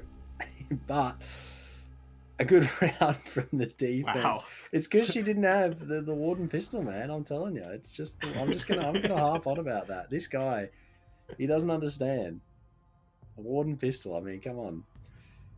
But no, Peepo comes in. She gets the job done on the Jaeger. That's what she's playing now. On the Cade, previous round, obviously. Overall, a good start. Goofed as well. I mean, look, opening kill, one for his troubles later on in the round, and another just before he was taken out. I mean, you gotta love it. But yeah, solid from Swinister. RMIT Black. Got to keep that momentum running from that last game, or else things are going to be a little bit difficult. Well, let's be honest. It's not going to be too much trouble, even if they do lose a couple of rounds here or there, maybe even 6, because we've seen them come back from worse. So, Swinister now certainly have at least got a moment to breathe. They started to build that momentum back after a, well, let's say disastrous round. It's a disastrous map last time. So, this time they've got fresh faces and they've got kind of a new map, a new place to work with, and they're doing pretty well. The defense there, was very, very good, especially from Goof there. He was by himself, but it didn't matter as much because of the size of what it is a little bit smaller. He could easily rotate back into Fountain if needed, and that was also the strength of his position. Able to threaten players, attackers for a long time, CCTV. Yeah, overall, I mean, things have been pretty solid regardless on both ends of the spectrum, but it just, I don't know, Spud, we've seen some struggles. We've also seen some good moments here from both sides. Pluto opens it up, takes out Goof for some revenge for the previous round, and, well, it's a better start than the previous round. Overall, things are looking a whole lot better than they did, but it's not going to be enough unless, just like that, they can double down, MML finds another, and very quickly, Swinister are looking pretty good, Spud. Oh, sorry, RMIT Black. Rico does find one onto Raindrops at Siana off the board, but her position has been given away. It's probably a hatch open to allow her to fall back, but Pluto doesn't want to push it, given that those main stairs are still a problem. So for now, Rico will be able to hold his position, stall things out, and with Peepo getting a kill as well, that will certainly help. The Axe Hydra does finally clear out that top floor player, seeds that entire top floor for the Sledge, also an Axe to start making things work. And with no Kai to keep those hatches shut, avenues onto site are now greatly opened. 3v2, very doable for RMIT Black here, especially if Nietzsche can find one, but the SMG too hard to handle. He's taken out by Axe Hydra. It's Peepo now left alive. She found 3 in the last. Well, she's up to 3 at least. Can she find 3 more? 6 and 8 is what she's going to need. But is it an achievable feat? She knows there's one coming down the main stairs. Player is spotted but not taken down. Axe Hydra, he is back on it. And just like that, 3 kills, 3 stars. And there you go. Another round, or at least the first, for RMIT Black. Yeah, Axe Hydra, he's a veteran of these AEL seasons. We've seen him time in, time out. All the time. He's very consistent is one thing that I can say. And certainly with RMIT Black, you've seen a lot of these players kind of rotate in and out. Having that consistency has helped, and I think that experience is certainly what's bringing RMIT Black along here. I mean, some of these players, they haven't played in previous seasons, or they're substituting in from other leagues or whatnot. But certainly having Axe Hydra there, certainly as the IGL, I think helps a lot here. Look, it's sort of like, this is going to be the stepping stone, right, Spud? This is like going from Town Hall 10 to Town Hall 11. This is the big step. And for Swinister, they're down already. They are down already. They've got to try and catch up here because RMIT already lead by 1. So, look, this is the proving ground, right? This is the difference, and they're going to have to make it. Attacker's objective is to defuse a bomb. Rico now playing upstairs once again as they look to repeat this bathroom teller's hold. Rico, as we saw last time, was able to do a lot of damage from up here just in terms of the time wasted, but unfortunately wasn't quite enough. He did get taken out eventually by Axe Hydra himself. So we'll see how he fares this time, and certainly if Gooft is able to stay alive, it'll help a lot more. Those cans do seem to have been spotted, and yeah, Raindrops will be a lot more wiser this time to Rico's shenanigans. Distance has taken a little bit of damage in the opening moments, especially Goof to open it up, takes down MML, no trade from his teammates, and he still prevails inside of the office, and another through the wall. See you later, Axe. He's on an absolute tear. He's flicking left and right. He's looking around. He's going to take the time to drop a smiley in chat, but Raindrops takes down Rico. Unfortunately, it's not enough to rectify the 2 kills lost, but it's a start. And actively on the hunt for Gooft here, trying to hold this top floor, make sure they can play that vertical safely. There's 2 players up here now, both Gooft and I believe, well, Rico's dead, I'm not sure who the other one is, but certainly they have got a little bit of control here. With that long angle through, they will be able to find a kill. One more. Nichi goes, finds Raindrops, but at least Proto is able to get Goofed, and a second for that trade back. There we go, 2v2. A lot of territory given up by Swinister, sorry, and this is a territory that RMIT Black will need. I mean, even that, Spud, you know, you've taken down some pretty big hitters. Upstairs, you've got Nichi off, you've got Goof down, and you still have Pluto and Joker alive to just come through and pretty much do what they need to do. They've got the Hamana, they've got some flashbangs, they even have the air jabs to play with. So they can isolate 1 kill here and then look to go for a plant. This could definitely be a relatively straightforward round for them. It's just going to come down to how they play the information game. Pluto's going to drop, look to take one of these fights, but Distance is in such a dangerous corner. If he's not droned out, he's going to be the difference maker. Yeah, with these 2 attackers isolated, it means a swing here could end RMIT Black's hopes, especially if that live ping doesn't know quite where it's coming from, and it's going to be a little bit distracted here. Distance could get the drop on him. However, both sides looking to kind of slow things down. They both have information. Joker not able to land that shot. He does now. It's a 1v2, and now things have changed in favor. But will he actually get him on the swing? Oh my, Distance, he hits and wins those. Swinster, what? A round should not have been theirs. RMIT, again, similar to what they're doing on Oregon, just fumbling this bag. Not good, could have been theirs, but they go down by 1 now. It's not something that is going to worry them too much, I'd imagine. However, still has to hurt losing a round like that. Yeah, that angle certainly, and at that distance, the gunfight was in favor of RMIT Black, so I think that was the right move there. If he had swung around, then Distance certainly didn't have to move. He'd be protected from that other player, and it'd be a 1v1 gunfight. Then you drop the diffuser on the side, and you're kind of screwed. So it was a good play there, just unfortunately, well, fortunately for Swinister, Distance is just better. He has better shot, lands it, and Swinister put themselves up another round. Similar to Oregon, however different in the beginnings, I think, Spud, they're a little bit more one-way streeted on Oregon. They look to water, obviously, again, one of those maps that both of these teams hasn't necessarily played that much of. I'm not too sure if they've played it all this season, given my absence. Maybe you could enlighten us. However, it doesn't necessarily look like it's something that both teams are 110% confident on, as opposed to a map like Oregon. Yeah, no, I think this is the first time we've seen Border in the playoffs, so I don't think these teams are quite used to it, and that, of course, has led to some mistakes. Given though they still have played very, very well, the positioning they've used is very good, especially like the use of CCTV for Goof there, holding onto that with the rotate through Fountain. And that last round as well, very hard fought for that top 4, so they certainly know where the important places are, the key points they need to take. It's just a matter, of course, of actually taking them.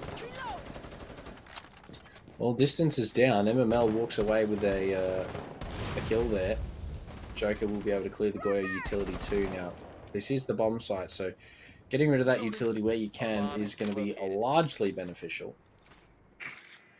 Opens up the wall, goes to throw the drone on in, looks to find a body to possibly pressure on down, but Axe is there for the cross, takes out Nietzsche, and will be able to return MML back to the field. And now they look to open up the wall into triple here, but 3 versus 5 is doable. You've got Goofed alive, you've got Peepo as well, so it's a winnable round. However, there's 5 strong here from RMIT. It's going to be difficult.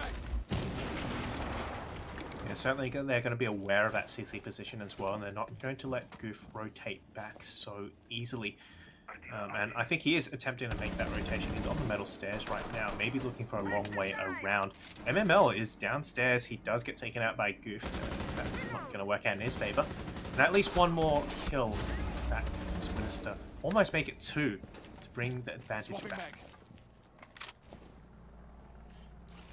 It's not 2 kills they need to equalise, but it's close enough. Now, oh no. Goofed is just going to walk around and find another. He's traded though by Pluto, so at least there is that type of refrag going on there. But the default camera was up, Swinister. At that point, that's your fault. That's on you guys. Pluto was just standing underneath it, just waiting. A 3 versus 2, the side is open up. The bomb now going down for Joker as well. Nitro is in play for both players. First room will come and it will land. Rico takes on Joker. Pluto's there to trade on a Peepo, so the other Nitro removed out of the equation, but Rico hits a lovely shot on Axe Hydra as he fades away. Had to jump through, had to commit, but unfortunately couldn't find his way onto the site. Pluto now looking to replace. Spots the head, and oh my days, he's so sharp. Locks it down. Goyo taken out. Rico, he would have won that if he just didn't use pistol on Warden. Really, really well fought there from Swinburne, holding it down in a 2v3. That C4 really opened the door, and of course Peepo with that kill. Sorry, no, it was Peepo actually did get taken down. Rico did manage to land a headshot, but unfortunately, as we've said, you got to use the pistol. I mean, sorry, you can't use the pistol on Warden, and Karma has come back to bite him. So, you know, RMIT Black do take the advantage there, and they have equalized. It is back to a 2-2 now, and it looks like we're going to be seeing even splits for either side. So RMIT Black attacking first both times, and managed to get, you know, pretty even. It was just blunt force. I mean, it was play for trades, right? Blunt like the hammer of a hog rider. They had to push into the side. Rico was there to collect, but the trade was just not there, given that he was the last player, right? He didn't have that support. Peepo traded out on the cross, and ultimately it came down to that, right? The trade game favored RMIT Black, both in positions and numbers. Yeah, unfortunately it didn't pan out for Swinister, but they're only, you know, it's 2-2. Again, early days here, not really too much achieved by both sides, and Nietzsche is struggling to get this turn. Magnet deployed. RMIT Black now onto their 5th round, their 5th attack here, and certainly they have kind of figured out how Swinister are playing. They've adapted to Goof's aggressiveness, and although sometimes they do end up in the blind spots, I mean, Goof managed to sneak all the way up into office double. Certainly the same mistakes have been made by Swinister as well. Pluto was just standing under the default cam. So, you know, mistakes are being made by both teams here, but it does seem that RMIT Black end up on the more favoured end of those at the end of the day. Having said that though, they are still even, so it's not a huge advantage. No, it's not massive, but There's still something. Spud. Some good vert here being held by Axe, but no one there to collect the headshot. Now they're attempting to nade over triple to open it up. I do believe the nade did connect. Yes, it did. However, opens up impact here as the aggression comes from Nichi now. Peepo looks like she's trying to rotate one of those Cade Claws across, but it's Raindrops, spots and removes the head of Nichi. Looking for another second impact to come. It does connect onto Raindrops, but unfortunately doesn't stop the wall opening up here. And Raindrops, he's going to get aggro. He might be on for a free kill here. However, peeking from the door is spotted and given away. Rico, he's given that one. Yeah, that was a bit of a questionable move there. Could have been caught by Goofed as well, rotating over from CCTV, but it will be Rico to find that kill. Trades coming out. ML does find Goof, but instantly taken out by distance. But hey, if I were you, I'd be pretty happy with that. You took out Goof. So I'd say that's well worth it. Yeah. It's overall Goof down is pretty decent. But Nitro now from Rico comes out, connects onto Joker. However, it's, I don't know, RMIT Black, they've got Axe, Hydra, and Pluto both alive. Two of the people finding a lot of the kills. Nade to follow, Pluto goes down, the nade doesn't connect, hatch opened up, and it really just makes things harder for Axe here. He has to find three, and given that he's on low HP, he may not even, but as long as he can at least connect for something, which he won't, so they're going to find another round. Yeah, this back take worked the first time, but only just, and now they've managed to tip it over to the other side. Swinburne have managed to hold on to that quite successfully here. Playing that fountain area from those main stairs has been very, very effective. They've been able to slow down RMIT Black quite a significant amount here. Enough at least to get them another round. RMIT Black now once again behind in terms of the round count, but still only one round. One round is what we see separating them, and it could be this one round where we see a repeat of last match's first half, where we see a 4-2 split, and things of course didn't go so well, so maybe not quite a repeat.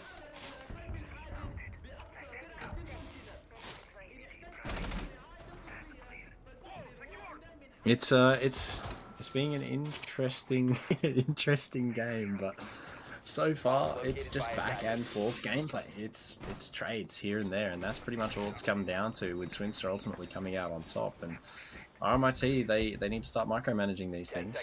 However, it's getting a little bit rough. 5 seconds to go. Swinister are coming out on top a few more times than RMIT Black are, and there are struggles. Attacker's objective is to defuse a bomb.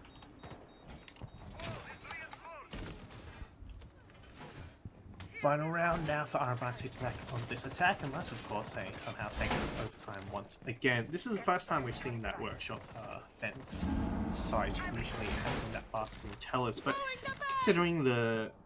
yeah, I'm surprised. Bathroom tellers does have a 50-50 chance here as well, so maybe they'll go for something new.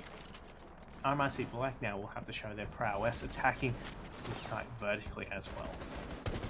Cover me! Reloading! Having some monitor issues on my end, however, I think they have been largely rectified.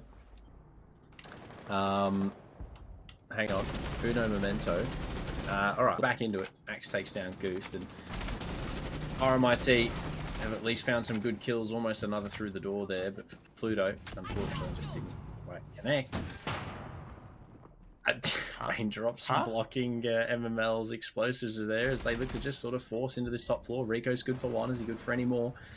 No, the trade's not quite there just yet. I mean, they know that he's here at this split wall, but they're just hesitant on peeking him. The fact that he's still alive is amazing, but MML finds him and he's traded out.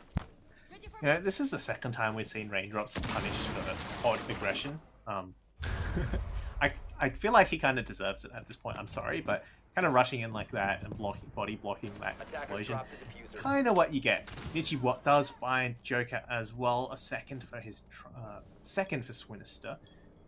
That kind of changes things. You do lose Habana. I'm not sure if the hatch was opened up, but if it wasn't, then it's very difficult to get onto site now. Axe Hydra does find Nichi, of course, as he always does. And MML already on site. He's actually probably safe to go for the plant here with the vertical cover.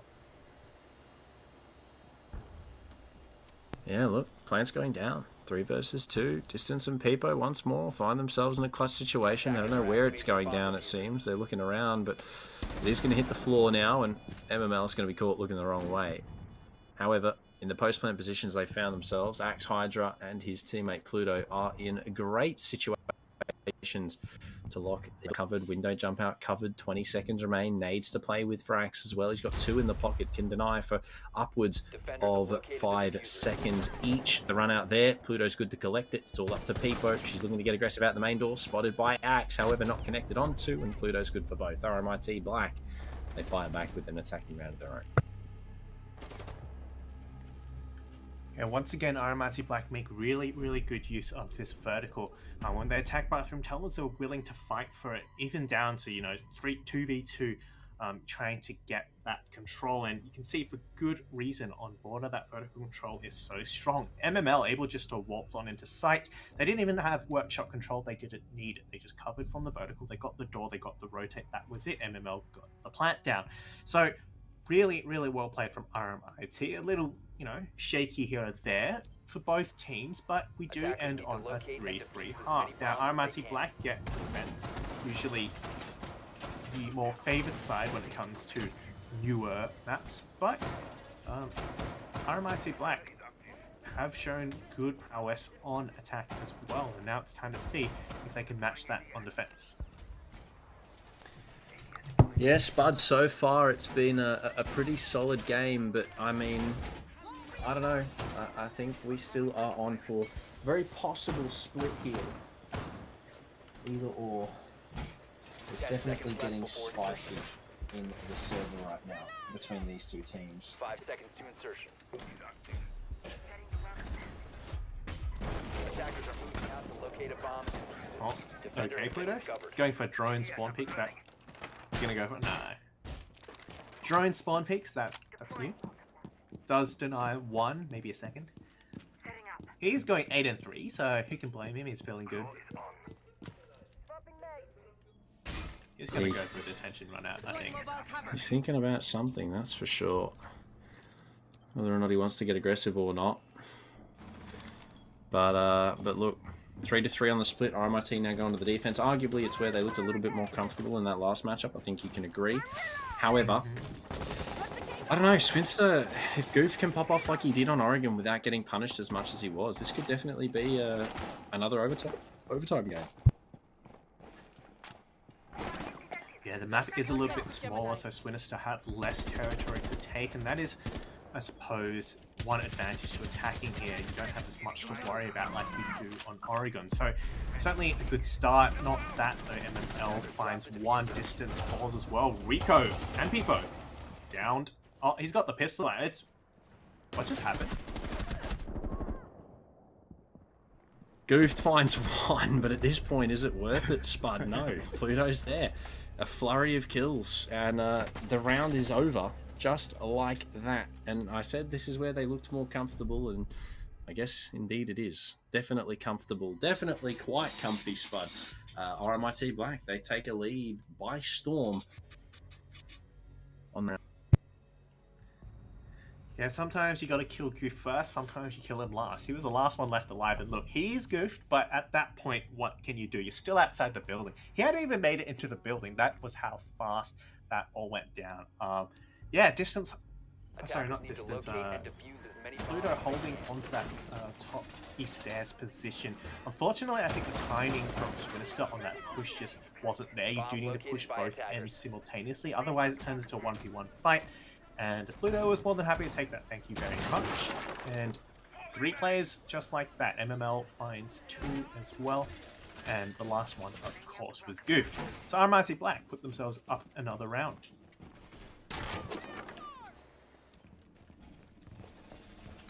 Yep, overall, it's look, it's been a solid start for their defense. They had a very dominant round, and you love to see it from them, but the question will now be, can they keep it up, Spud? It's a great prospect. However, if it isn't something that can be continuously upheld, then it's just going to be a speculation and a one-round occurrence. Yeah, consistency is the key here, and RMIT Black have shown us they're very, very very consistent, even when they're losing 2 and 6, as we mentioned. So that consistency is kind of coming into play here. Swinister, they have great moments. They certainly play great siege, but sometimes they just drop the ball more so than RMIT Black. Distance looking for that first kill does find MML, a great first pick here. Well done, Swinister. Advantage they desperately need here. Yeah, definitely something they needed. A helping hand, if you will. But still a lot of roamers left alive. Spotted and removed by Nitchy. Raindrops taken down on the cap can. And, I mean, look, Swinister, they're looking a lot better to fire back with what arguably could almost be a flawless round for themselves. If they play their cards right. And RMIT Black, they need to at least find 2 to equalise, but given that this Sledge is just struggling on this vert to spot this one player who's been below him the whole time, Capcan Trap does a lot of damage to his team, and there you go, another one. Nitchy does go down, but look at the damage dealt here by the Capcan. Nitchy on 10 health, Distance on 10 health, Goof on 50. I mean, this is huge. Yeah, the fact that I'm just really surprised he's been able to get away for so long and is still around. In fact, he could actually go all the way around, go back to the beginning of Workshop. They'd be on square one. Pluto, in the meantime, has made it up all the way up metal stairs. That drone has not spotted him, and I think Nitchy is about to be punished for it. He is looking the wrong way, though, so that's not going to work. Joker goes lying down finally, and it's all up to Axe Hydra. He's done a 1v4. Can he do a 1v5? He's got 3 very low players. It's definitely doable. Spotted though is going to make things a little bit more difficult. And there you go, a flawless round. A 1-up, if you will, from Swinister. RMIT Black are felled. And ultimately, it's a 4-4. We equalise once more. Yeah, we saw a very, very convincing round from RMIT Black the first round, and this second round as well. Not as quick, but certainly very, very well executed. The strategy that went into that was very, very good. They took the top floor control, played the vertical to a T, and of course managed to catch that player. Pluto, unfortunately, looking the wrong way. So that was unfortunate, but Swinister do take themselves back up another point. They've evened it out. This is looking much better.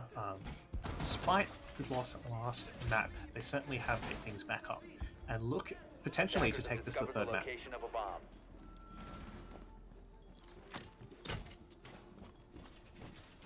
4-4 is doable in both aspects, but it's not too close, it's not too far, it's just in the middle.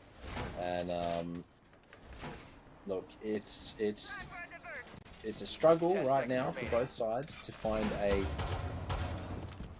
streak of dominance, but on a map like the Border, again, not necessarily the comfiest, not necessarily a favourite, but one that both these teams are willing to attempt to make some plays on, and they have so far. I mean, a 4-4 is very respectable in both aspects, but if you want to win, RMIT Black, you got to start winning these rounds a little bit more religiously.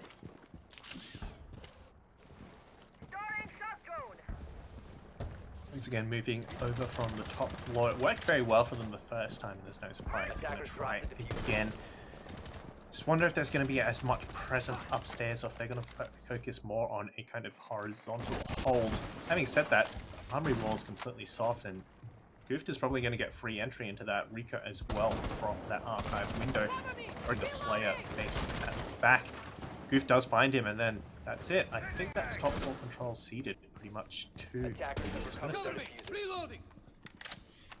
Drone is ready. Yeah, losing MML as well has to hurt. But it's I don't know. It's definitely shaping up like it's going to be a 3-map game here, unless RMIT can do something to bring this back. You've got raindrops upstairs, but is that going to be enough to find a kill or two before he's taken out / gets away? Yeah, right now he's not really in a position to challenge at the moment, and he knows they're going to be droned out very, very soon.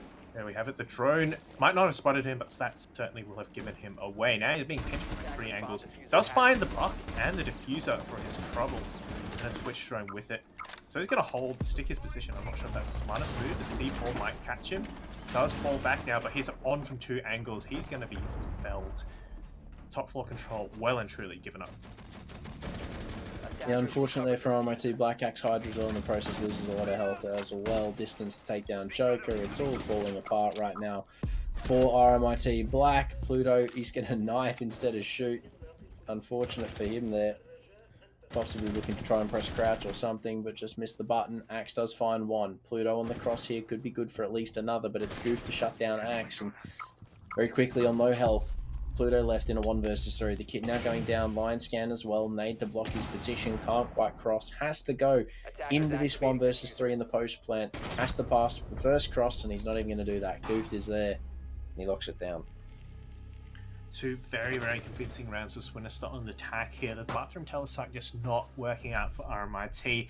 They did put up a bit of a better fight here. They got 1 for their troubles upstairs, but it just was not enough. Once Swinister were able to take that top floor control, all fell apart. Does mean, though, that they get to return to that second floor armory archive site, and we all know how that went, but I don't think Swinister are going to give that away to them for free. That means we could potentially see a 6-4 here with Swinister on match point. That means they are on the cusp of taking away RMIT's map. Yeah, then we'll go to map 3, which definitely makes for an interesting game, Spud, given that you get to see all 3 in a series, but for the players, I don't imagine that is going to be the preferred method. Especially when it could have been a 2-0. Regardless of that, though, a 3-series map is always better than a boring old 2-series map. You get a little bit of tension, a little bit of ingenuity between rounds. So I guess there's that. But with Swinister currently holding the lead, we've seen them do it before. The question is this time, can they actually walk away with that lead, or will RMIT Black catch up? Yeah, I have a feeling they're not going to let it happen 2 times in a row. RMIT Black certainly played very well, but maybe they had a little bit of luck on their side as well, and I don't think it will work for them the second time. Well, if it does, then that's definitely on Swinister. Pluto looking to play the same position as last time on those east stairs. Does get thrown out, so not going to walk into it for free this time, and I think he's forced to fall back after at least stalling out some players. Yeah, he's at least wasted some time, so there is that. However, first of a few line scans to come from Richie. Some shots returned back to Goof here, who is starting to fire up for himself. 12 kills so far in this matchup.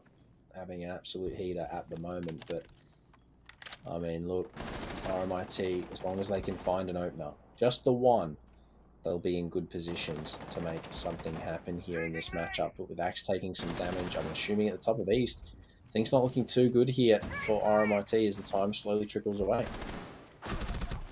Makes it that Swinister. Oh, beautiful shot there from Axe Hydra. The little bit of damage didn't matter at all. He's still well and truly alive, and with Goof off the board, Nietzsche as well soon to follow. Things are starting to fall apart for Swinister. I was going to say, they haven't seemed to take much territory. Still kind of stuck outside the building.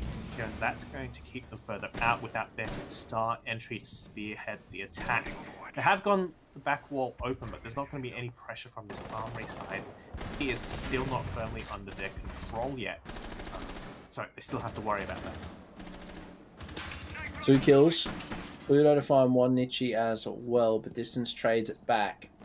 It's a 3 versus 3. MML still at large downstairs, running around, will be forced out of position by the knowledge of his whereabouts, and will look to return back to the site through different manners. But distance waiting at the top of main, MML waiting a little bit longer. It's a question of patience. Will shoot the stun out, will be grabbed by an ADS, which is largely unfortunate. They cannot use it to gather information on whether or not this position is clear. They will spot the player, however, though, now, MML knowing that he probably shouldn't be peeking this. Theoretically, should back off and wait for the engagement, but the choice to continue quick peeking this. He spots the cross to the player making his way over to the right.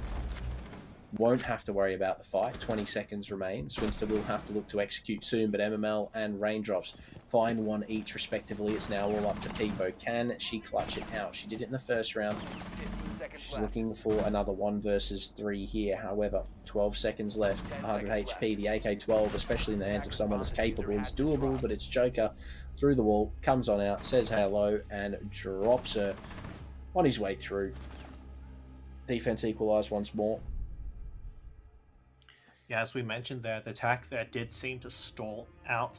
Gooft was still outside the building when he died, and although they did get the triple wall open, it was kind of slow progress. They took a while to finally push Axe Hydra out before they took CC, but they're never really able to take that 90 control as well, and of course that allowed for an extra angle for the defenders to rotate around.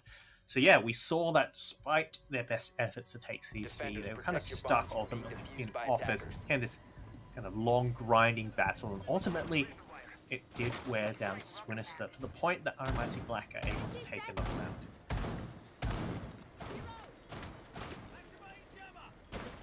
Attackers have located a bomb. Yeah, look, overall solid. RMIT Black looked a little bit of a falter.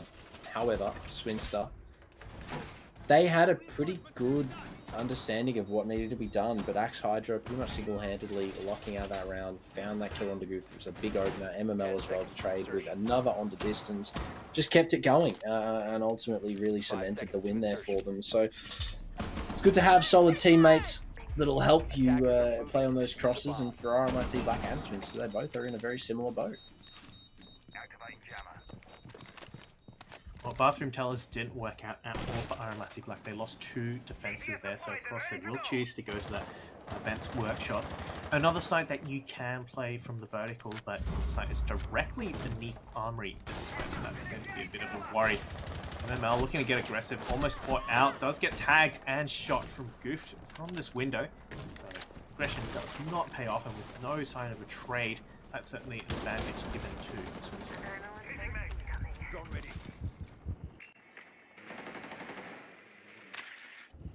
We've lost MML, which has got to hurt, given that he's been opening up a lot of opportunities for RMIT here. However, given that he's now removed, obviously he's not going to be opening up too much other than the camera section. Nitro doesn't connect, unfortunately, there for Joker, which they really needed. I mean, people off the board on that soft breach would have been great, but Axe Hydra is now left on his lonesome on this top floor. He's got a player by mainstairs to help support, but that's about it. Almost taken out completely. A well-placed nade like that will do the job, and overall, it now gives Swinister that control of the top floor that they've been hunting for the past half a round, with no one else in their way to shut it down. They're going to start the vertical, open up these hatches, and get ready to execute onto the site.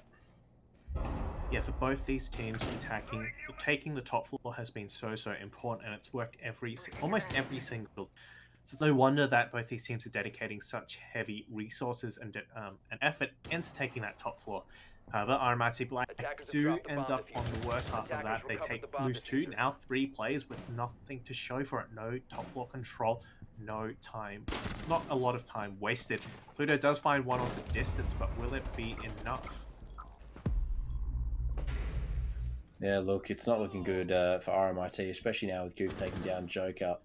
It's all up to Pluto. The diffuser being planted. He's going to hide deep inside of the bathroom here. May play for KD. I'm not sure. Might try to go for the clutch. We'll spot the freebie on the hatch drop. Peepo taken out, but it's still a 1v3. There are drones in play. The information's there. Pluto spotted. Will opt to rotate away instead of opting to try and play through that rotate. But Spud, there's only 30 seconds that remains. It's not a lot of time for Pluto to work with here. It's not planted for him at all. Will spot Goof. He will find it.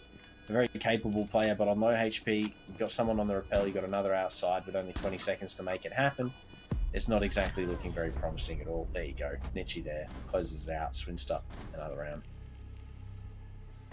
Yeah, really clean execute from Swinister. They took that top floor control without too much trouble, and then were able to really lock down the site. We saw the last player, of course, all the way up over in Bathroom. He was miles and miles away, and despite finding 2 kills on the way back, ultimately it was too long a distance even for him to cover. That does put Swinister up on match point once again. This is the 5th match point they found themselves on. Will it be the time they finally take away that match point and take it to a 3rd map of the series, or will RMIT Black once again find that comeback to take it to overtime? Need to locate and defuse bombs. It's big questions. It really is, Spud. I mean, the fact that we've seen history already be vice versa of what we maybe would have expected. We're just going to see the map trade at this point. If Swinister can do it here, because RMIT Black are visibly struggling with what's happening at the moment. So I don't know. If Joker can have an insane round, maybe Raindrops, someone drops, an ace here, would be a great con. Not only that, it would keep your team in the running 10 seconds to go. for an extended overtime on border 5 here. seconds remaining. And RMIT Black, I mean, they I believe would stay on the defense if that is the case. Attackers Possibly must not locate and sure. defuse a bomb. But regardless, Attackers dropped the diffuser. if Swinister don't close it out here and you let the bag fumble 2 times in a row, I would be I would be in my own mental at that point. But I'd be less than impressed as a caster just watching that happen twice in a row. yes. I don't think so. I think surely they will have figured things out by now, and given their record on this Bathroom Tower site, it is very promising. They've managed 2 successful attacks, 1 flawless, 1 ending in a 3v1, so I'm not too concerned for them, if you will. And again, very, very quickly, they've taken this map control. They're already up on the top floor in CCTV, so that's half the top floor gone. They're going to start working over from this armory side over to really take into the office. Cheeky punch hole there for Nietzsche. Didn't find anything, maybe not what he was hoping for. Spotted on the cameras, cap cans as well being relayed as part of the gathering process here for Swinister.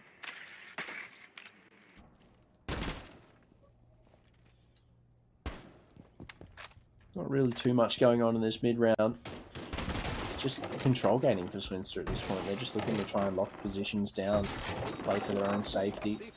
Maybe try and find a player on the way through. Nitro from Pluto doesn't connect, spots the head of Goofed and takes it with him just before he disappears off into supply. Now with the sledge down, that verticality is going to be a whole lot harder unless they can rotate Peepo away from what she's doing and go over. That's a great kill to find to force the attack out of position. Yeah, Pluto being able to hold onto supply is going to be a really important position. Stop this walk-in from this lobby waiting area as well. Second kill as well is going to help a third as well, and suddenly as soon as Goof falls, everything falls apart. It's all up to Distance and Peepo now. 2 versus 5, certainly they could do it, but we may be looking at an overtime once again. Yep, Distance and Peepo, the last 2. They found themselves in these 1vx's a lot of the time, which... I mean, they've won one of them. Unfortunately, it's only been 1 out of X, so it's not a great statistic to rely on. However, in good position, as long as they can do some damage here, you'd imagine they'll win it. But Peepo being put on low HP like that definitely won't be helping their case at all. Distance needs to find at least 2 here. We'll get 1 spotted by the second. Can't connect. Pluto playing a very close game here. MML takes a little bit of damage as well, but from inside of the site, it's him on the mute that will ultimately bring what's left of Distance to an end. It's all up to Peepo. 1 HP and a dream for her. 15 seconds to go. She needs to find 3, and she's not going to get 1. Axe Hydra's there to greet, and we are going to overtime once more. What is going on, Swinister? How have you let this happen twice? Well, one thing's for sure, RMIT Black certainly never ever give up. They've done it once, they've done it twice. They bring themselves back from the brink of defeat all the way back to overtime. And if history is worth anything, then perhaps they will once again take it in the overtime and take this series 2-0 for their victory. Swinister, however, it's going to be a tough road. Just the mental pressure that they're going to be facing here. 2 match points lost. Well, 2 games, so 2 series, 2 maps, where you're on match point and losing that is going to hurt. Props to them for, on this map, they've certainly managed to bring things back, and the start of this map was very, very good, but RMIT Black, despite their issues with that basement, the first floor defense, have finally managed to figure things out, and not a second too late.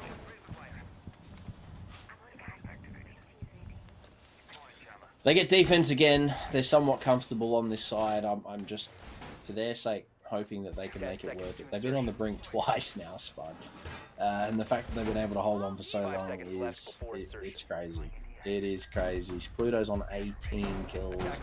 Axe is on 10. I mean, the Super Sub MML's come in and dropped 9 so far. It is crazy. Crazy numbers across the board. But I'm hoping here, for the sake of one of these teams, that it's a 6-8. We can continue either on to map 3 or it's GG, because it's starting to become a question of longevity now. I mean, they've been playing for 2 pretty much full-time games, but that's got to be draining. Yeah, the experience from teams that have played for such a long time is certainly starting to come into play here. Pluto, Kraken, MML from Underground certainly will have that experience in high levels, playing, extended best of 3s, best of 5s, and whatnot. But Goofed as well, Distance and Depot certainly have their fair share. So both these teams will have that experience, but in terms of this gunfight, Rico does find MML. That's a good start here as they look to bring back their dreams of a third map. MML just pinched out on top east there with no support. I mean, Raindrops is here, but he can't really cover the cross at all to any great degree. So it's rather unfortunate for MML. Keeps putting himself in these largely unwinnable positions. Unfortunately, he didn't walk away with a kill before being taken out either. So for Swinister, that is going to be a beneficiary. However, for RMIT, that's going to hurt. Now, if Axe can at least find one from inside of security, an interesting position he's in at the moment, if I do have to say so. However, the fact that he is prevailing in this spot right now is an interesting prospect. I will say that. If he can at least find one and throw straight out, it's going to work. But speaking of finding one, Pluto on the prowl. He's taken out Nietzsche, Axe has taken out Distance, and Spud has very quickly gone back in the favour of RMIT. Goof, however, does find one. It evens back out. Almost takes out Axe Hydra, who also tags out Goof. This could go either way. It's but hairs that separates both of these teams. Goes for the long rotate away. Doesn't know where Goof is. Might actually get caught looking the wrong way. Does rotate over. Here's a grenade cook. Oh, no. Goof is better. How does he win that? I don't know how he wins that, but that is going to be a moment that Pluto is going to be thinking about for the rest of the evening. If RMIT don't close it out here, the question will be, is Goof expecting this? He's prone on the floor. He's going to get one here. He's going to be rewarded, I'd imagine. Sneaking on up. Axe Hydra gives himself away. Joker has to deny single-handedly, but with no nitro, it's going to be difficult. He has to try and fight for a kill. Peepo getting the diffuser down. Spotted and removed by Goof. Rico takes down Joker. Swinister. It's a round for them on the board. I guess they have to take it. Well, it's been a long journey to get to here, but Swinister once again on match point. Will this be the final match point that they get, that they are able to close out to take themselves into the third map? RMIT Black certainly have fought back from a position like this multiple times, but eventually you will falter. Just the question is, will it be today? Will it be here? Or will it be on the third map? RMIT Black now. They are, one round away from, 2 rounds away, sorry, from either taking the series or Swinister are 1 round away from taking this to map 3.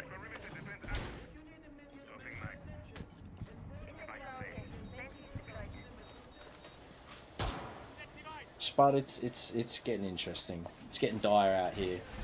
RMIT Black need to win this attack if they want to send it on to maximum overtime. Then they get defense again, which I've said they've looked comfortable on, but they have just been struggling these last few rounds to make it happen. It's just not happening.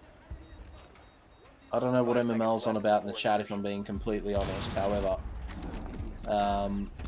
sure, yeah, if that works. Maybe he was talking to a drone. I don't know, Spud. I don't know if we can break that down at all, but it's, yeah. There you go. Scared of the super sub, apparently. This Armory Archive site, Swinister have won it twice on defense, but RMIT Black have taken victory on it on attack as well. So given all things considered that, usually defense has advantage, I'd say it's pretty 50-50 here, more so than some of these other sites.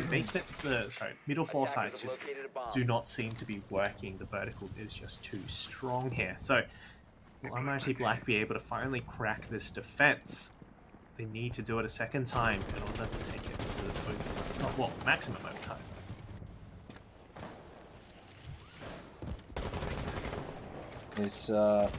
It's getting interesting, Spud. It's definitely heating up. These 2 games that we've seen so far have been so close. So unbelievably close.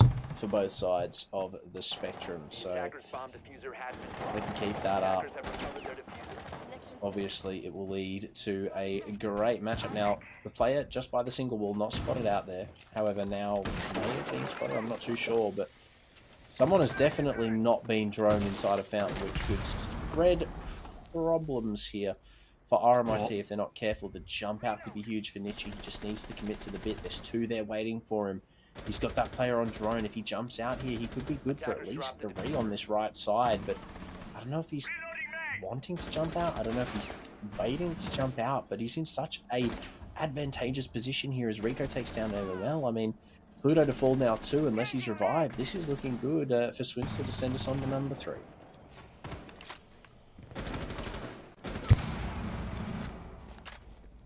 Rico finds another one, but Goof does at least go down. So that is something for RMIT Black. They've got 2 players alive against 4, but I don't think that Office single player has been droned out. He's still there.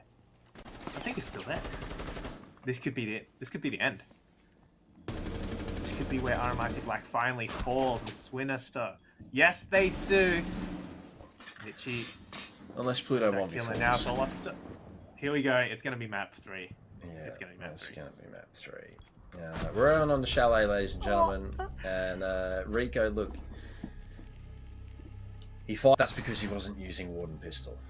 He grew up, he started using the Goyo, and he has realised that there is more in life than the pistol. I don't even know the name of it. I couldn't even tell you the name of the gun. That's how great it is. But, Goof didn't go. Indeed, they take map number 2, the Peepo buff hitting diff, and it is overall a solid effort from everybody involved there. We head to Chalet, but Spart, I mean, these first 2 games, eye-opening. Yeah, indeed. Eye-opening is one way to put it. It's been incredible. 2 full overtime games, both going 2 different ways, and now we finally head on to the 3rd map. It has been an incredible viewing experience, but of course, you know what else is another incredible viewing experience? AOC. They are, in fact, the best viewing experience. AOC is a global leader in monitor display technology. For more than 50 years, AOC has delivered an exceptional viewing experience to millions of loyal customers worldwide. Today, the company offers a wide selection of stylish monitors for home, office, or gaming.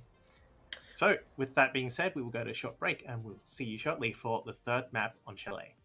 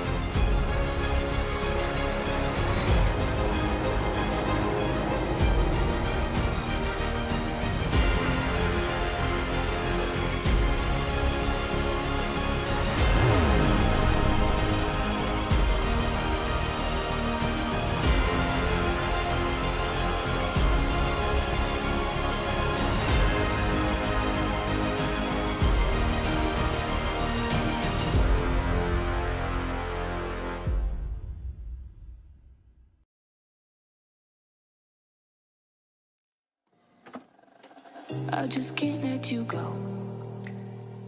Lord knows that I've tried to.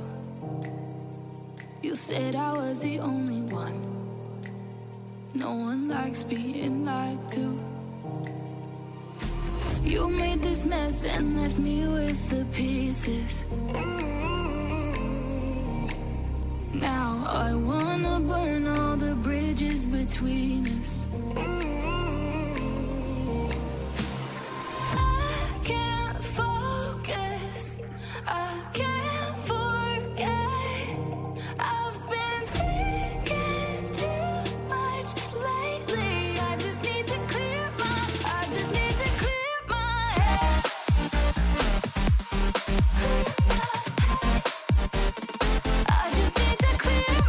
head.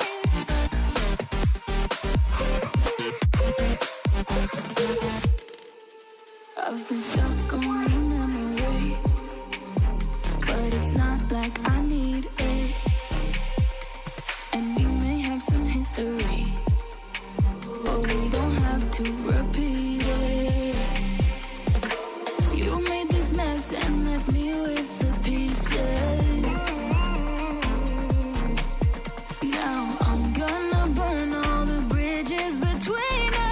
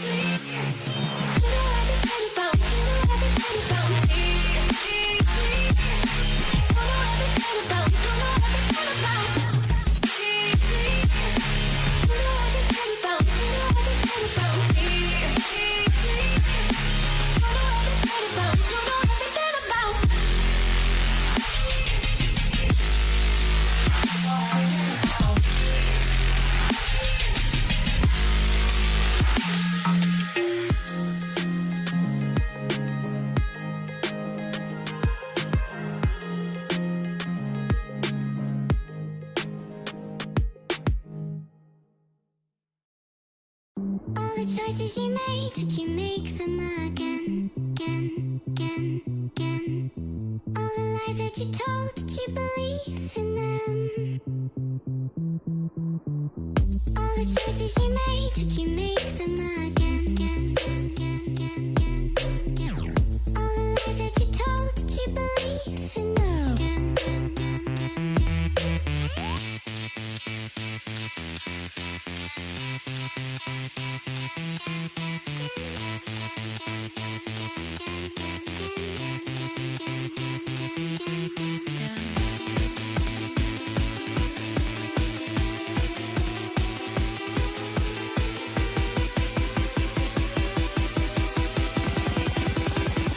Did you make them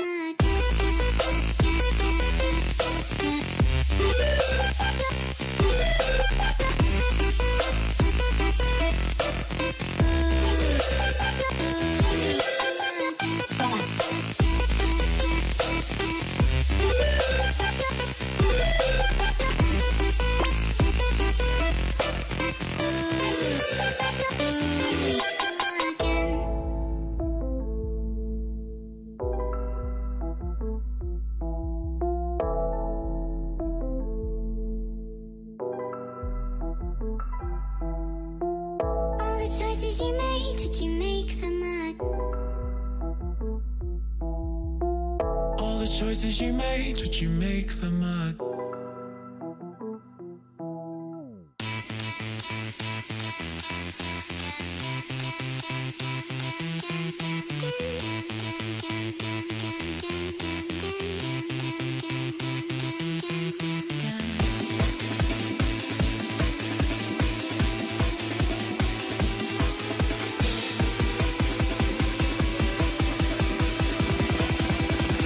Did you make them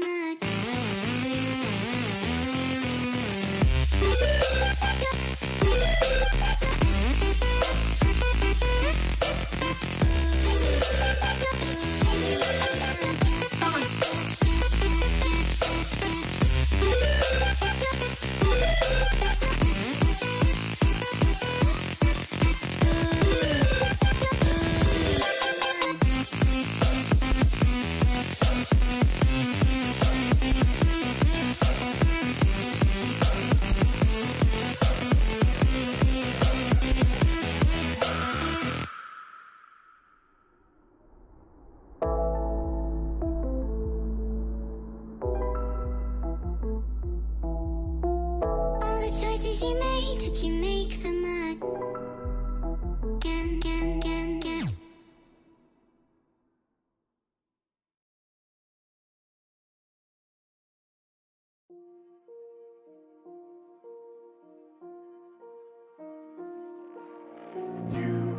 You just walk right out the door. Don't wanna do this anymore. Now I'm lost without you. You drive me crazy out my mind. How'd you do this every time? Now I'm lost without you. You still be the one I talk to when I'm sad. Can't you see now tainted love is all we have? Our issues run so deep. Now when I try to sleep I feel so bad. I should leave, and by the time it's done I'll be gone.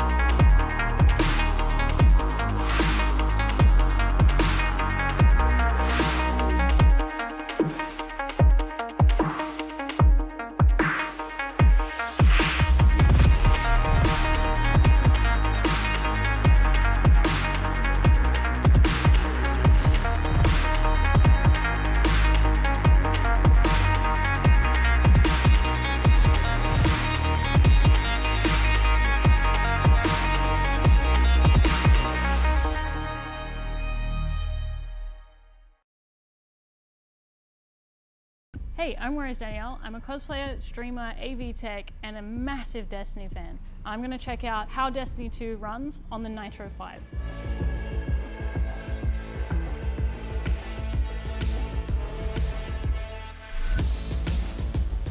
Look at this, look, bring the camera in, look at this. This is running Destiny at highest. It's still hitting 60 frames per second. That's insane. That is absolutely insane. I don't believe it. I cannot fathom that this thing has that much grunt in such a tiny form factor. And there's so much going on the screen at the same time, like particle effects and stuff. And I can barely hear the fans too. If I had headphones on while I was gaming, you wouldn't even hear it. I like this thing. Can I take this?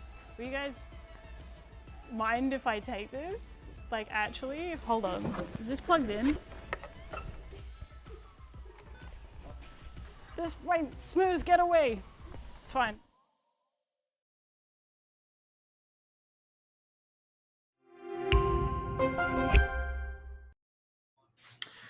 Ladies and gentlemen, welcome back. The final map here in the league where Electro Dragons aren't meta and we switch to something a little bit more on tap at the moment, like an Ash. Look, we've had two very close games, 8-6 both ways. Spud, we're looking forward onto Chalet.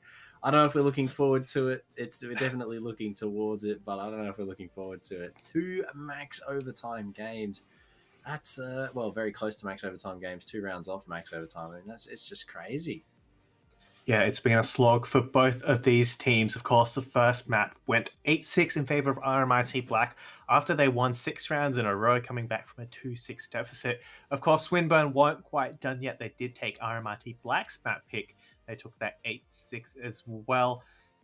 Look, both teams have made it overtime. They've taken their opponent's map. Now we go to finally, the neutral kind of ground, the neutral zone. We will be heading to Chalet as our final map, where we'll finally see who is the better of these two teams and who walks away as a champion of Season 2. Yeah, look, aggression is going to be the big key, I think, for Chalet. It's going to be the key. You know, whoever gets attacked first is probably going to be in pretty good driving seats. And obviously then from there on out, it's just going to come down to the round wins. I mean, if I cast my eyes momentarily over here, Chalet, obviously, what it is in its entirety is an attacker-sided, aggressively minded map. That is pretty much it. And for it to be our deciding map for the evening it's interesting to say the least, but it's going to be one that opens up a lot of possibilities for both teams. Not only that, but it's also going to be one that's going to end a lot of dreams for one team, given that there are no more second chances. There's no third map. There's no fourth map after this. This is it, the penultimate of the finals. We've slogged it out to this point, but there is no more after this. No losers bracket. You just go home. Yeah, at this point, I'm not really sure who to call it. I do think that perhaps Chalet is a little bit more like Border than Oregon, and we have seen RMIT Black do better on the day. Perhaps this is the first time we ever see their first champion. With leading the charge, you know, he is attacker-sided as a person, right? If you want to put it that way. So, oh, that's unfortunate. That's awesome. That's great, guys. I can tell you right now we're going to do these bans, and then we're either going to have a rehost or we're going to have to get on with it now. Apparently, the servers have been hitting the yoinky sploinky tonight. It's like when you drop a lightning spell on an air defense. It's not good. So, look, I'm not too sure if we've got a server issue here or a skill issue. I don't know. Blame Nuttery. That's all I'm going to say. No, shut up. We love Nuttery.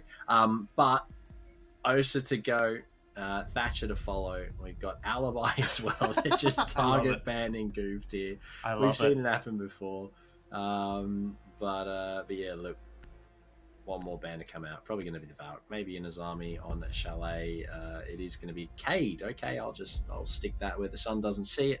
And yeah, servers doing the old yoinky sploinky spot. I don't know how this one's going to go, but it's going to make things a little bit more spicy. Yeah, well, we've seen the Finker ban come out in her prominence. I think this is the new version of an Alibi ban. I've been doing it in ranked a couple of times, and it actually works very well. It's very amusing because people suddenly don't know what to do. But I want to see what Goof does. I don't think it's going to hinder him too much. Let's be honest. Goofed on Mozzie is probably just as crazy. But what will probably hinder them is the ping, Attackers so need to we'll locate just and defuse bombs. temporarily dip to try and fix that issue, because that would have been a disappointing way to have to solve this on a third map for championship point. You have to play on 200 ping. We're not going to make that happen here. No, look, we might have to, depending on the servers. I have been told from multiple fronts that the servers are the issue. I'm not too sure if that is something that we can look to, circumvent. Maybe we put it on C. I don't know. It's not my problem. Someone's sorting it out behind the scenes right now. We're just here to talk about the game. That's what we get paid to do. So that's what we're going to do. Spud, 2 games so far that we've seen a maximum overtime. I mean, what are we reading into this? Both teams basically trading the exact same scoreline back and forth. Doesn't really give us much to go off other than both of these teams weren't very good at the other team's map. Yeah, apparently so, and you'd think they would do their homework on their own map, but who knows? Certainly has worked out for both of these teams, though. Swinister, after being a 1-0 deficit, do manage to even things out, so at least the momentum has kind of swung back to their side as well. I did see that RMIT Black will be starting on the attack, I think, and we have historically seen that is not their preferred side.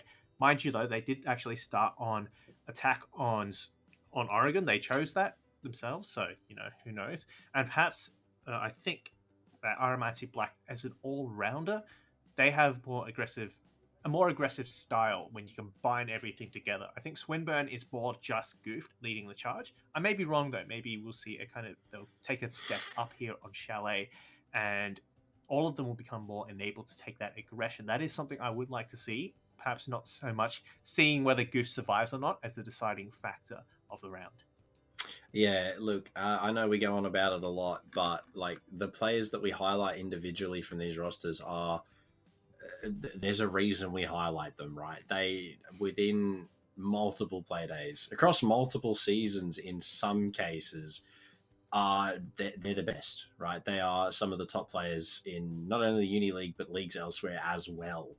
It just sort of points to, that's why they are the best. It's why we talk about them like we do. They live up to it. Goof definitely is one of those players that consistently leads that charge. He has not got less than 12 kills in both games tonight. Yes, they're both max OT games, but you look at the rest of the leaderboard, only 2 people in that first game on his team on Oregon had double digits other than him, and it was 11, 10. It wasn't 15, 18. It was just breaching double digits. I don't know. It speaks for itself. You got someone on your team like that can do it. Why not let them do it? And, you just let them go for it. And it's what that team does. Enable Goof is the aim of the game, and they're getting pretty good at it at this point, Spud.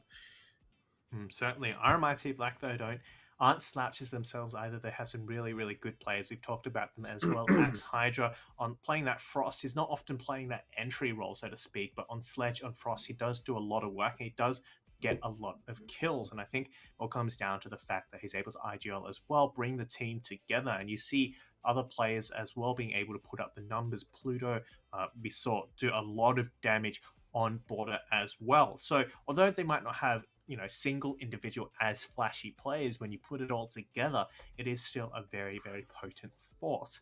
Both of these teams then are, really, really strong fraggers in their own right, have great mechanical skills, and it's just going to come down to this very, very last map. I wouldn't be surprised if we see it taken to overtime once again. That is a very real possibility here. Yeah, 100% a real possibility, Spud. We're waiting for a couple of players and then we'll be underway. But for Chalet, I don't know. It's going to be an interesting one. I don't know if we're going to have it go to overtime again. I mean, fingers crossed that we don't. I really don't want to go to overtime again. But if we do, I've just been told it's unlimited overtime. So I don't know who I'm going to be having a word with after this, but you best believe it's going to be somebody. That's awesome, sick, unlimited overtime. We love it. And you have to win by 2 as well, so it makes it even cooler. Spud. We're clipping in for a long one, it seems, because the last 2 games, if they're any sort of indication of what we should be expecting to come, it's gonna be a long one, and I don't know how I'm gonna deal with that. But on a real note, it might be caffeine time. I don't know. We might have to start reaching deep down that avenue. But right now, we're waiting on the players. Chalet is going to be an interesting one. We've got the bands, we've got the teams. We've had 2 subs come in halfway through this game as well, which has changed the dynamic completely from the first match. There's just been a lot that's going on tonight. It's hard to keep up with at some point. And for us as well, it's tiring, but certainly for the players, I mean, they've been going through at this for 2 hours, both, as you've mentioned, almost maximum overtime games. So the fatigue is going to be starting to set in. Our players are going to make mistakes from both sides, and then it's a matter of whether they can recover from those mistakes or whether they can capitalize on the mistakes of their opponents as well.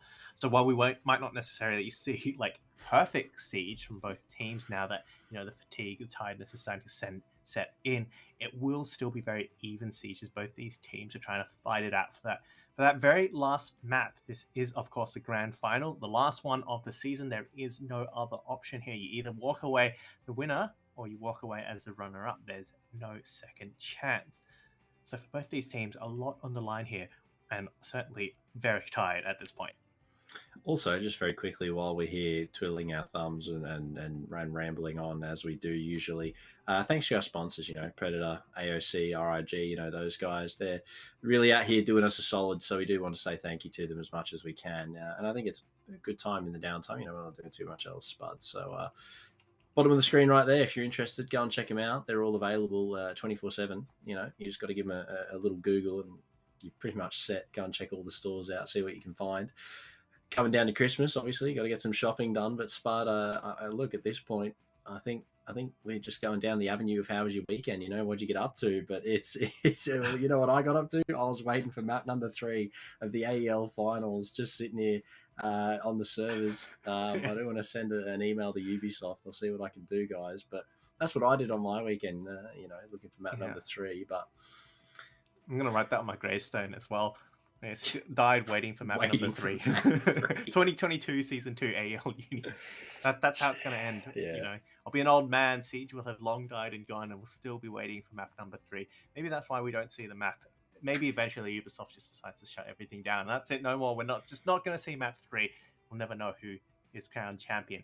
But eventually, I guess we will decide eventually down the line. But I mean, looking at the records, RMIT Black have been champions last season. They've been runner-ups like 3 seasons in a row, 4 seasons in Monash. So, I'd say they have had a pretty good run. Swinister, though, have come in last season, right off the bat. They've gone straight to the upper, the grand finals. They've come runner-up. So now this is their second opportunity at it, their second crack. And maybe this time it will be their opportunity to take that first place. Look, we're going to see Rainbow Six Siege 2 at this point before we get to see this third map. Like, there's going to be a hit new Ubisoft title in my hands, ready to go by the time we get onto Chalet. My. It's yeah. Loving every minute of it, guys. We're keeping track. It's good. What are we up to now, Spud? Like 5 minutes on air? Look, we're loving it. What were the bands again? Thatcher, something else, Alibi, Osa, Thatcher, Cade, Alibi. Cade, Alibi. Yeah, look, Alibi is just a target ban. That's just to hold this old goof. That's pretty much all that is. Osa's great. You love to see Osa taken out. She's usually only taken out on maps like Oregon. But for Chalet, I don't know if I can justify using a ban on Osa, given that, the only site she's really relevant on is downstairs on Garage, on a main execute. And that's if you go for a main execute. So, like, that's 2 very singular instances where you on the same site that you will use Osa. So maybe it's a comfort pick. Maybe that's the homework that we talked about that they were looking to do, that we thought they hadn't done, but now they maybe have done. I don't know. It is what it is. But Osa being taken off is definitely an interesting one, especially over something like a knock, which has seen a lot of prevalence. We saw it on Oregon. You can sneak in, find 2 kills, disappear just like that. Frag grenades as well. She brings a lot.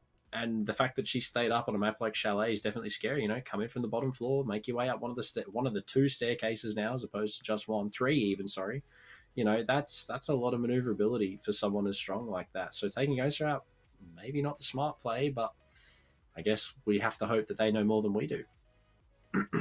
Yeah, it does, I suppose, give you a little bit more information, and you can push more aggressively behind it. And I think that's maybe something they want to hinder RMIT Black doing. I mean, we have seen them struggle already on the attack at times, so they don't want them to be able to get that extra information available to them. They don't play Monty. We haven't seen them at all do that. So, you know, why not take Osa off the gun, the shield? Can be used on, say, solar windows, the bedroom double. You've got options using it to push down library hallway when pushing the library stairs. So there's options and utility that she does bring that I think Swinburne are looking at taking away. But as you mentioned, there are a lot of other options as well. Knock we've seen used to great effect. Yeah, but who knows? Maybe even just thinking back at kind of the picks that have been coming out. Yeah, and Yana Ban would have been very interesting as well. I'm not sure how I rate that. I think that would have also hindered Swinburne a little too much. But you know, a knock pick certainly would have been very useful. I mean, we've seen Pluto do so much damage with it. That would have been a target ban. Maybe if they had seen RMIT Black doing the target ban of Alibi, they would have followed it up. You know, if they knew, they would have done a knock target ban as well. I'm going to have to get a double check. I mean, we're waiting on one player. There's always that one guy. There is always that one guy, isn't there? At distance, where are you, buddy? Been told to at you in chat, and this is my version of adding you in chat. What's happened? You were here 3 seconds ago. We started, and when he's got up, he's got on the Lord of the Rings walk. He's gone. You know, I'm going on an adventure. He's got his backpack. He's got his map. He's disappeared. He's in a different realm at this point. I mean, who knows, right? I mean, we're on West US servers. Maybe that's where he is. He got time travel. He's looking for a better server. Yeah, he's looking for a better server. Oh, wait, hang on, he's here. Guys, get excited. Distance is here. Start the game. I don't even care if he's ready or not. At this point, he should be ready enough. Where would he have been for the first, 2-3 rounds? Like, if he's been gone this long, he's just been standing in the site for 3 rounds. Guys, it doesn't matter. He's here. Hopefully, we're starting in the next 30 seconds. If we're not, I want a refund. But look, you didn't even pay anything.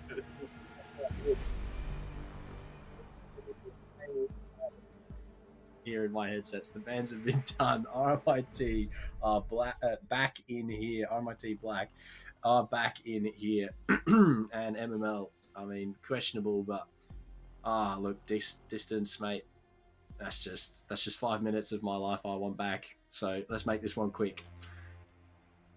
Well, ping is good as well, so we are is it? Can we get a ping check? Here. Ping check? It is. It's like under 50. Oh, hang on a minute. Shout out to Nuttery. He knows how to make it happen, guys. Someone give this man a raise. Someone get this man a job. He's someone who knows what he's doing.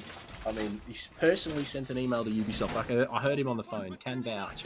Like, guys, I just want a server. And he got one. Second floor, master bedroom and office.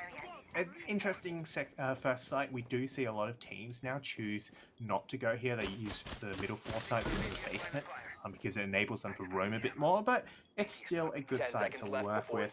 No frost here is a little bit disappointing, but not going to count out too much yet. Of course, Rico on Azami will make pushing these positions very, very difficult because you've got essentially like a bunch of shields, 4 shields to work with here. There's plenty of utility. I mean, it's enough to get the job done, but MML was hoping for a freebie. Unfortunately, does opt to jump right on into games downstairs. Has a Z ping to work with, but no one's close by, so I'm not too sure what information's being relayed towards him. However, will spot possibly one player. Yes, he will. There you go. Itchy's gone, and that's a great first kill for RMIT Black in the first 30 seconds. Yeah, pushing up really, really quickly. They're able to take that game side, and Itchy was just caught unawares. He didn't expect them to be in so fast, so quickly. Of course, the Lions certainly will help with that. They're able to stop these players from rotating out as well, and that gives them library and library stairs control. Now they can start working this main wall. I do think it will be mute jam. It's not electrified though, and that's probably easily dealt with from underneath. So far, RMIT Black making really good time. They've only used about a minute and they're already starting with this main wall. Back in, these to follow from the line of raindrops will help open up that wall, followed by another scan. They've got, okay, I was going to say you did have Goof downstairs, but Axe Hydra's not having a bar of that. Goof has been removed from the downstairs area and taken off the board. Now, it's all up to Pipo and Rico, who remains on site. Now, with the wall opened up, the opportunities also will follow, I would imagine, here for RMIT Black. I mean, they've had a very monumentous beginning in terms of the momentum they built up early. However, losing MML like that is going to hurt them a little bit. It just misses Pico here, but Pluto doesn't. He doesn't miss that second shot as well. A second on to Rico. Now it's all up to distance. He made it all the way here, but not, unfortunately, into the first round. Only took him 30 minutes. Come on, distance. We waited all this time for that. No, I'm joking. That was a shame. He was locked down from pretty much 3 different angles there, Spud, on that plant, which means he wasn't really able to do too much other than either play for a 1, which he attempted to do, but that was literally it. It's all he could have done, which is a shame. So put him in any other position where he can isolate that single player.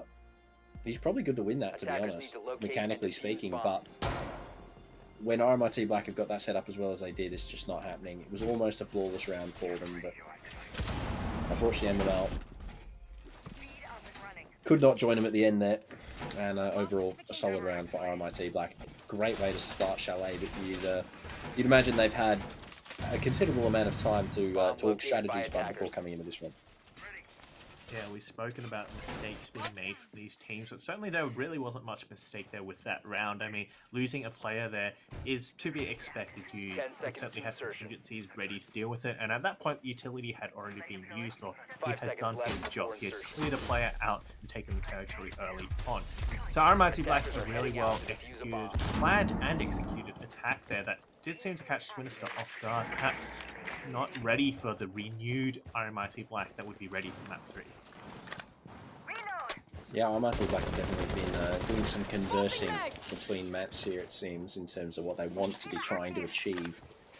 Pluto, again, leading the charge for his team. He's been a very consistently frag-oriented player for this RMIT Black roster in these 3 games, so hopefully he can continue that. He's already shown some good beginnings for this map so far, however, still plenty to go. Possibility of another 6 rounds at a minimum end, but given that there hasn't really been too much achieved just yet by RMIT Black, nor Swinister, to be honest, this is definitely slowed down a whole lot more from what we saw in the first round. No opening kills and not really much being traded back and forth other than just the information game. It seems they want to cut off anyone rotating out of the offices area, but there hasn't really been anyone available for that pick. So far, Swinister are more than happy just to sit on site or sit near site and wait. It's up to RMIT Black to push here, and certainly they've been taking their time. 1 minute 15 used up to get into the building, but for that they at least get the entire top floor for free. We're waiting for the follow-through. But MML's inside of the site? Question mark. He's already deep. He's finding another kill. This is why the knock is so powerful. We spoke about it. He's just walked in from somewhere, taken site control. He now has a great position inside a stock, which he's just gone and thrown away. Didn't check to his right. Unfortunately, wasn't there, but it doesn't matter. The rest of his team is going to be able to help collapse on this. Now that they've given them the room to move, it's all up to Goof. A 1 versus 4. He spots 1, takes down raindrops. He's going to have to ace here in a 1 versus 4. This is going to have to be huge from him. Nitro to come, doesn't connect. He's got the pings, given that the Valkyrie cameras are in play and available. However, the drop from the hatch is going to be expected, but Joker slammed into oblivion, but unfortunately he's not going to find many more than that. Max Hybrid is there, but Goofed, he was close, but 2 was very doable for a man like him. Unfortunately, in that instance, not achieved. Once again, it'll be our man Axe Hydra who closes things out. He shuts down Goofed and the round as well. Of course, MML opened things up, taking that stock position really, really early and forcing Goof to fall back. That, of course, limits his options in terms of challenging from the mezzanine and whatnot. Of course, RMIT Black were more than happy to continue those trades and continue the pressure ultimately into a 1v4. Now, of course, you still have to deal with Goof, and they did struggle, but they got there in the end. Second round for RMIT Black, and this map looks much better so far.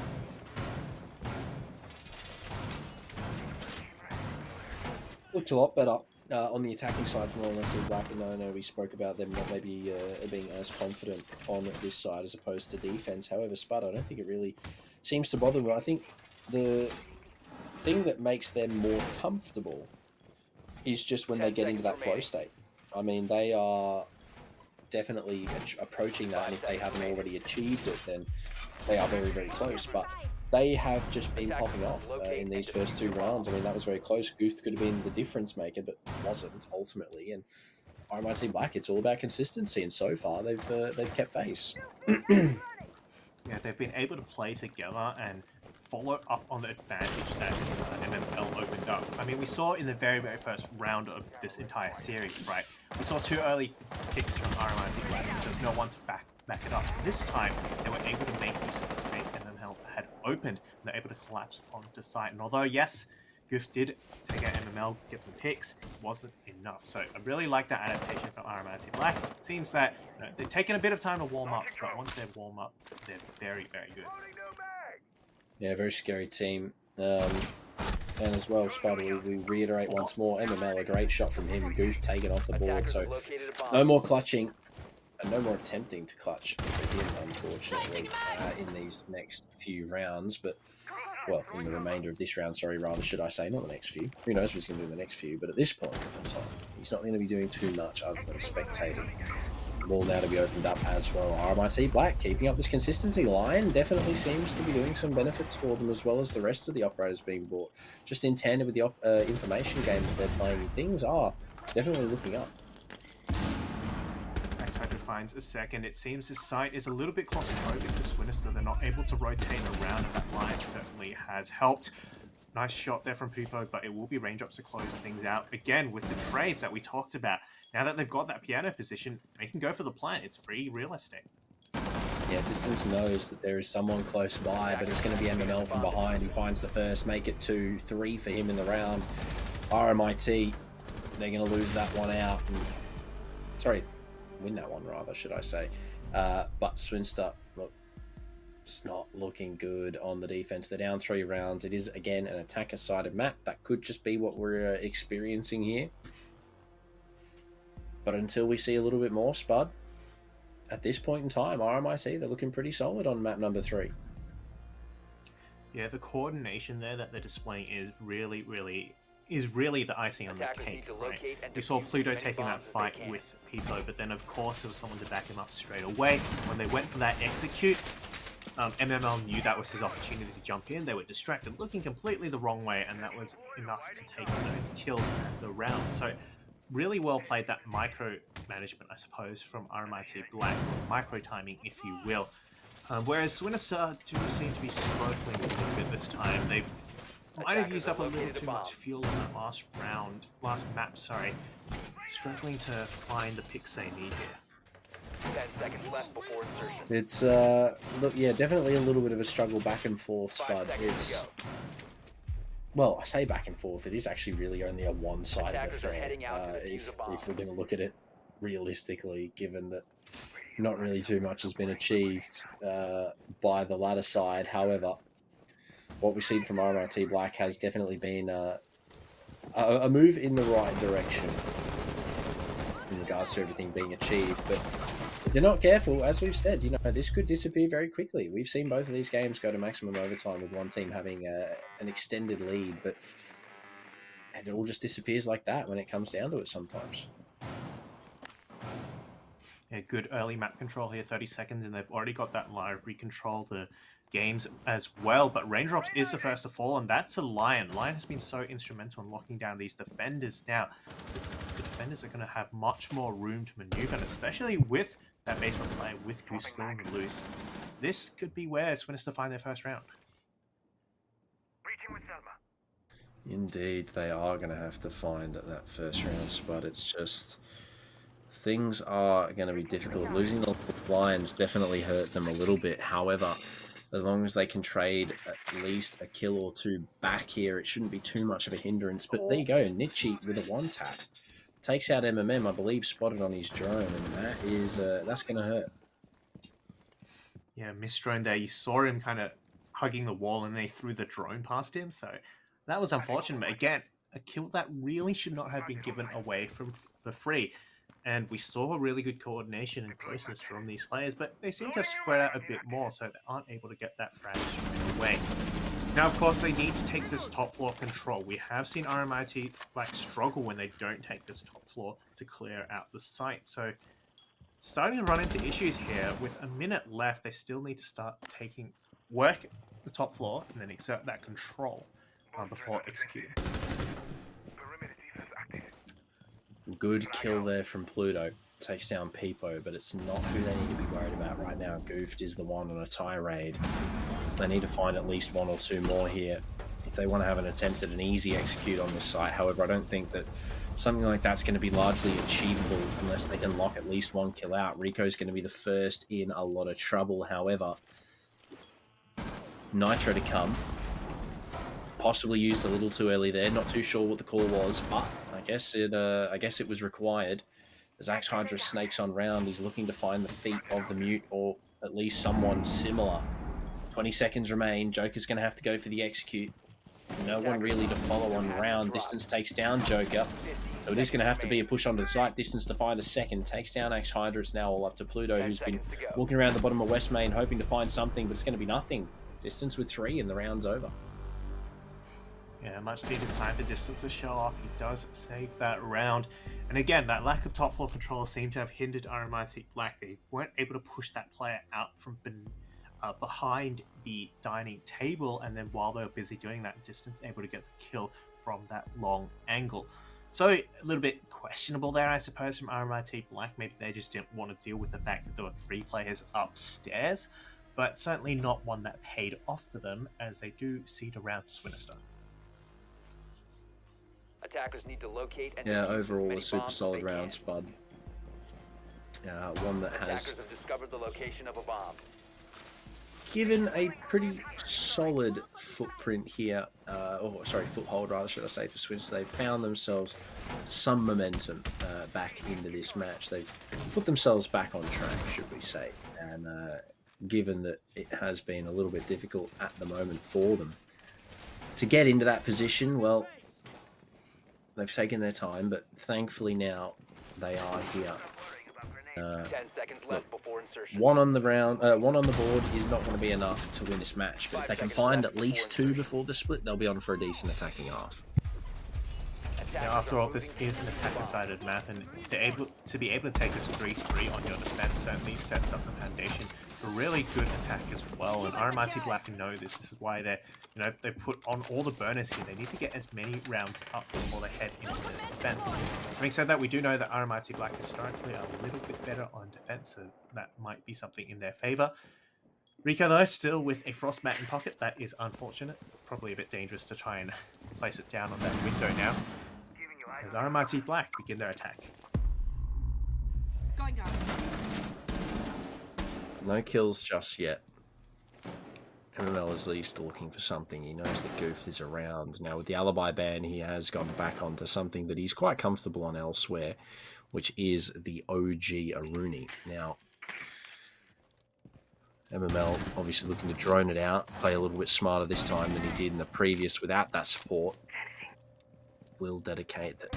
There is definitely someone down here. Does peek around, does spot Goof, but doesn't opt to go for the re-peek as Goof makes his way back around the blue. MML looking to contest directly, but shut down. Didn't even hit a single shot there.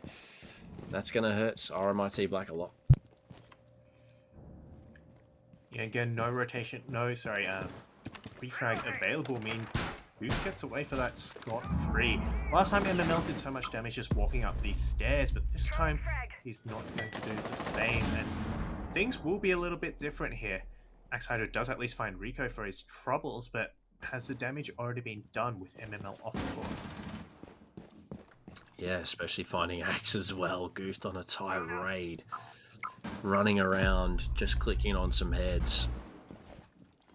Largely scot-free, you know. He hasn't been punished for it at all, which is unfortunate for RMIT Black, but beneficial for Swinister. Goof, how do you win that, Pluto?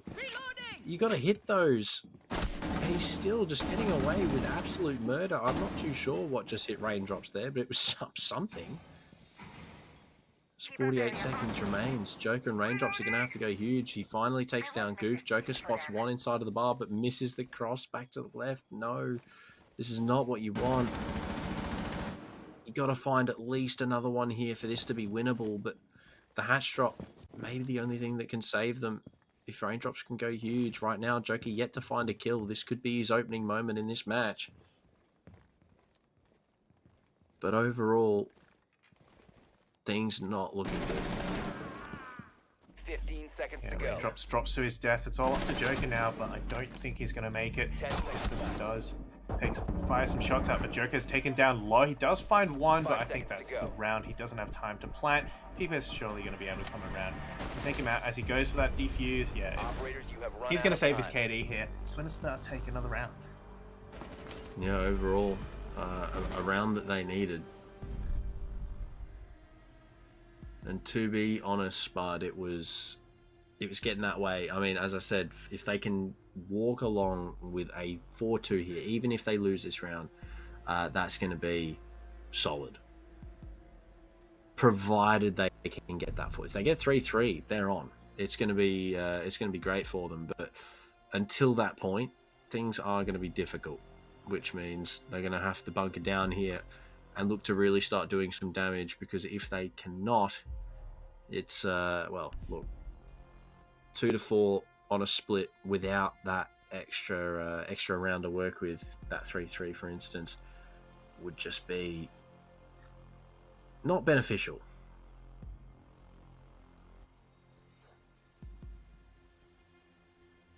Yeah, RMIT Black, they had some really good Defenders, rounds protect at your the bombs from start, being but it defused just by seems to have attackers. fallen off these last two. Again, failed to keep Goofed in check, and they've kind of wandered off on their own. And without those trades, Goofed has been free to do whatever he wants, and whatever he wants is just wipe the lobby. So, would like to see RMIT Black do what they were doing the first 2 rounds, which was play a little bit closer together, get those trades in. Because after all, at the end of the day, they do need to be getting those kills in order to make the site safe for their execute anyway. Yeah, look, it's I don't know what to say too much about this, but it's been, the first 2 games didn't really give us too much to go off. There was no dominant victor, right? It was a trade equally 50-50 both ways. And now we've come into not only apparently a levy of tech issues, but we've also come into, you know, a completely different map, one that was decided by the veto. This wasn't a necessary pick for both teams, but it was what we were left with overall. And at the moment, it just seems to be a struggle. I'm not too sure what the direct issue is explicitly, but there are some struggles definitely for both sides, and it's starting to show. However, consistency wise, we do have to say that the attacking side on this map, particularly RMIT, have been doing really, really well. Those first 3 rounds, super dominant. But after that, they've fallen off the horse. I don't know what changed. I don't know if it was a change in operator who was playing what. Maybe they decided to bring something else for a round, or maybe, just maybe, Swinster cottoned on to what they were doing. They've started playing into them. I mean, Goofed has been a whole lot more aggressive on this roam, a whole lot deeper. He's been finding a lot of opening kills as well as multi-kills throughout the round. So I don't know if they just started playing into the madness. However, whatever it is explicitly working really, really well. Yeah, I think on that 4th round, the kitchen dining attack, the lack of top floor control really sealed their fate. But for that round of bar gaming, yeah, sure. I feel like, RMIT had all the basics down. They were doing the right steps, but sometimes you just end up losing the gunfights, and there's nothing you can do about it. And it just came down to they all kind of gifted Goofed 1v1s. Having said that, of course, Goofed, obviously really well played by him. He won a lot of those. He won those fights straight up. Sometimes they didn't even touch him at all. So definitely really well played from him, taking those head-to-head gunfights and winning and coming out on top. But my question then would be to RMIT Black, why did you give them to him in the first place? It just seems a little bit puzzling given the amount of coordination we've seen come out from them on the first 3 rounds. It just suddenly disappeared, and I just don't know what happened there. Yeah, look, not too sure at all. Overall, it's been it's been so back and forth that I've been struggling to keep up. to some degree. However, at the same time, at this point, I think it should be largely expected from both of these maps we've already seen coming into the third. If we're expecting anything else other than overtime, or at least, you know, a 7-5 along the lines of, I think we'd be dreaming, Spud. But look, it is what it is. At the end of the day, you got to try and make do with what you've got, and what we've got at the moment is two teams that are that evenly matched that throughout 3 maps we've had a trade of max OTs essentially, and now the third map, which is looking like it's going to be a trade of halves 3-3 if, you know, RMIT don't change it right now, or yeah, we're just going to have a three-peat of max OT, and it's going to be who gets lucky and walks away with the 8-6 at the end of the day, or the 8-7 or whatever it is, and that's going to be that, I think, is shaping what it's up to be. But I'm not too sure. It's interesting, Spud. It has been one that's been a little bit difficult to keep up with. Yeah, I mean, given that last time RMIT Black and Swinburne faced against each other, it was a 2-0 victory to RMIT.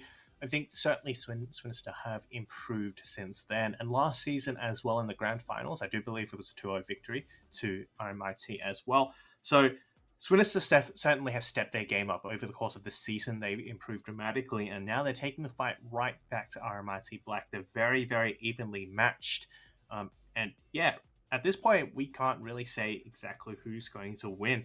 Obviously, if you were to say at the end of map 1, given that RMIT Black had come back from a 2-6 deficit, sure, RMIT Black. But now, you know, Swinburne have been able to come back from losing the first map in that fashion, and then they've taken the second map, and now we're on to map 3. It's pretty much even either way, swinging dramatically one way, 3-0, and then now it looks like it might be a 3-3. So 3 rounds in a row for both teams. It's quite dramatic, but at the end of the day, when you average it all out, it's very, very even for both these teams, and it might just be a matter of who manages to get that momentum right at the very end. And if it had gone some other way, it equally possibly could have gone the other way here. Yeah, quite easily. It could, like, this map could flip around so quickly. I mean, like, you could genuinely turn this inside out in about 3 seconds, provided, you know, someone makes one mistake. That's going to be the deciding factor. It's who makes the mistake first, right? That's what it's going to be. And as long as, you know, it's not the team that you're vouching for at home, I guess that's great. But for the other team, the one that does make the mistake, that's, well, unfortunately, that's going to be the issue. But Spud, I don't know. It's difficult. It's really hard to tell. I wish it was easier, and I wish we could just go, yeah, bang, this team, and this team, thank you very much. But it just isn't. It is not that easy, unfortunately, with what we've got at the moment, given that these two teams are both playing at such a high level.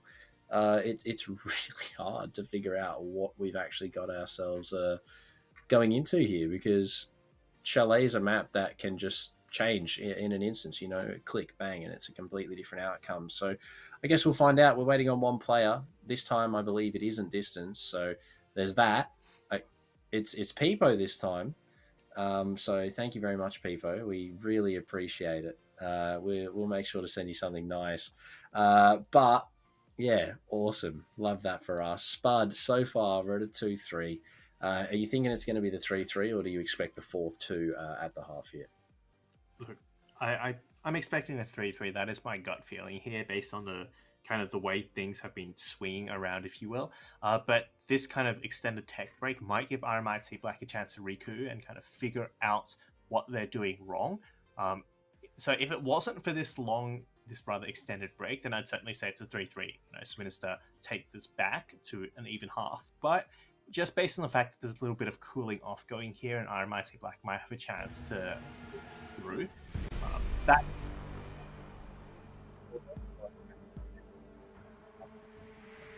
either way. Good indeed. Go pretty much whatever way you can think, but we're going to get back into it, Spud. We're going to delve back in and dive into the belly of the beast, if you will. 2-3 is the current score.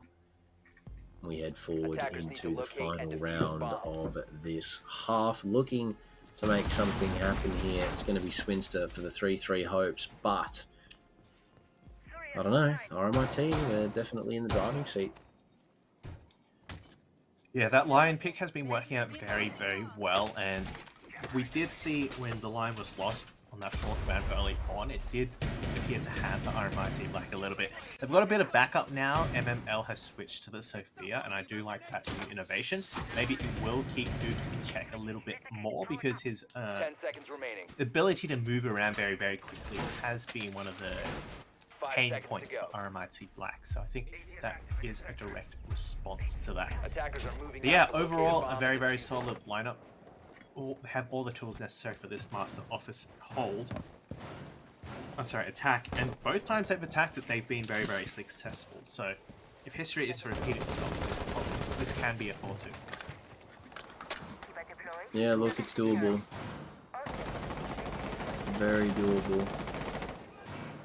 But I suppose we will have to find out in a moment what goes down, given that we are going into this round just now. 30 seconds has elapsed and not a lot has been achieved. Goose back on his tomfoolery, running around, trying to do what he can do. But at the moment, it's just not that much. Yeah, relatively slow approach this time from RMIT Black. I think they're aware of some of the advanced positions these players are playing. Goof, however, will be certainly locked down here, cold and stopped by the drone. And it will pay off. In fact, Raindrops does find that kill. He will avenge himself in the fourth round, and that's a really good start.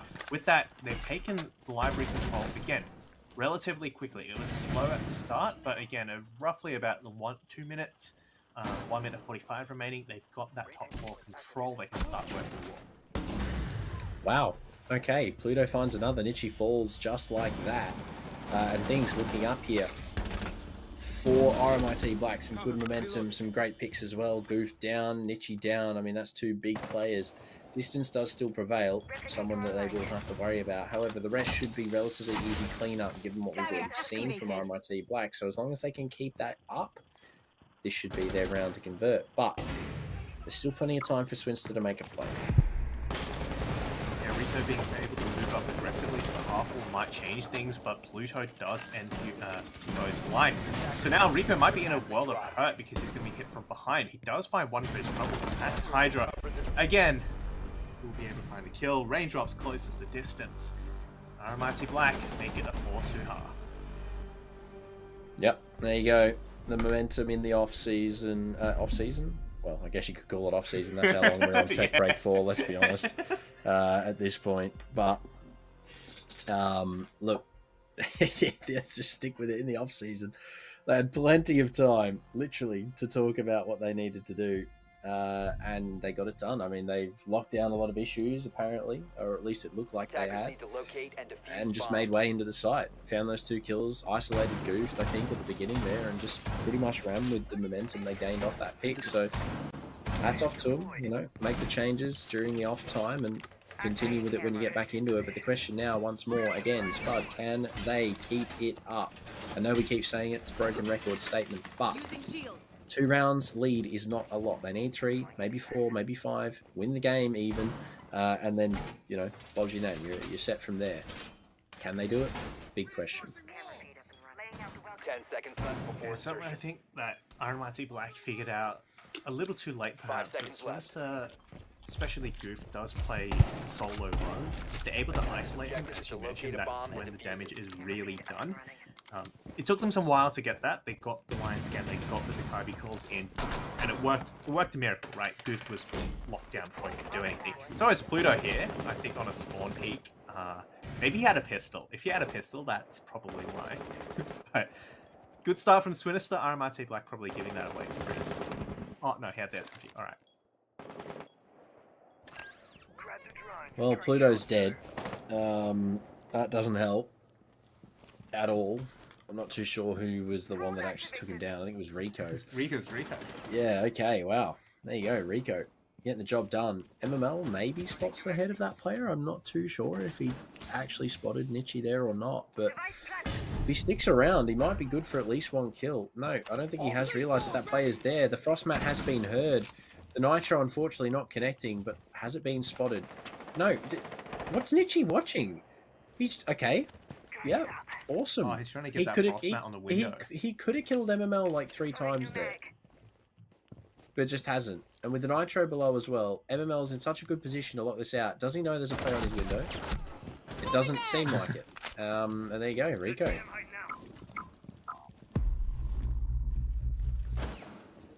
Max Hydra at least has removed Goof on the floor, so that has been a Goof start, if you will. They're actually gonna... Oh my goodness, he's gonna dunk on him. That's amazing. Okay. He got away with that. Raindrops finds distance as well, and suddenly Swinister, they got the counter spawn peak, but that was about it. The slam jam, if you will, Spud. Mitchy spots the head of Raindrops, but unfortunately just can't connect with it. As he dances back and forth between this reinforced wall, the question now, does the Jaeger choose to disappear or stick around for the fight? Peepo looking to try and isolate this one player, but Axe from inside of Small locks it down. Peepo now the last alive. She's got players all around. She's going to have to rotate away. Nitro doesn't connect us too far out.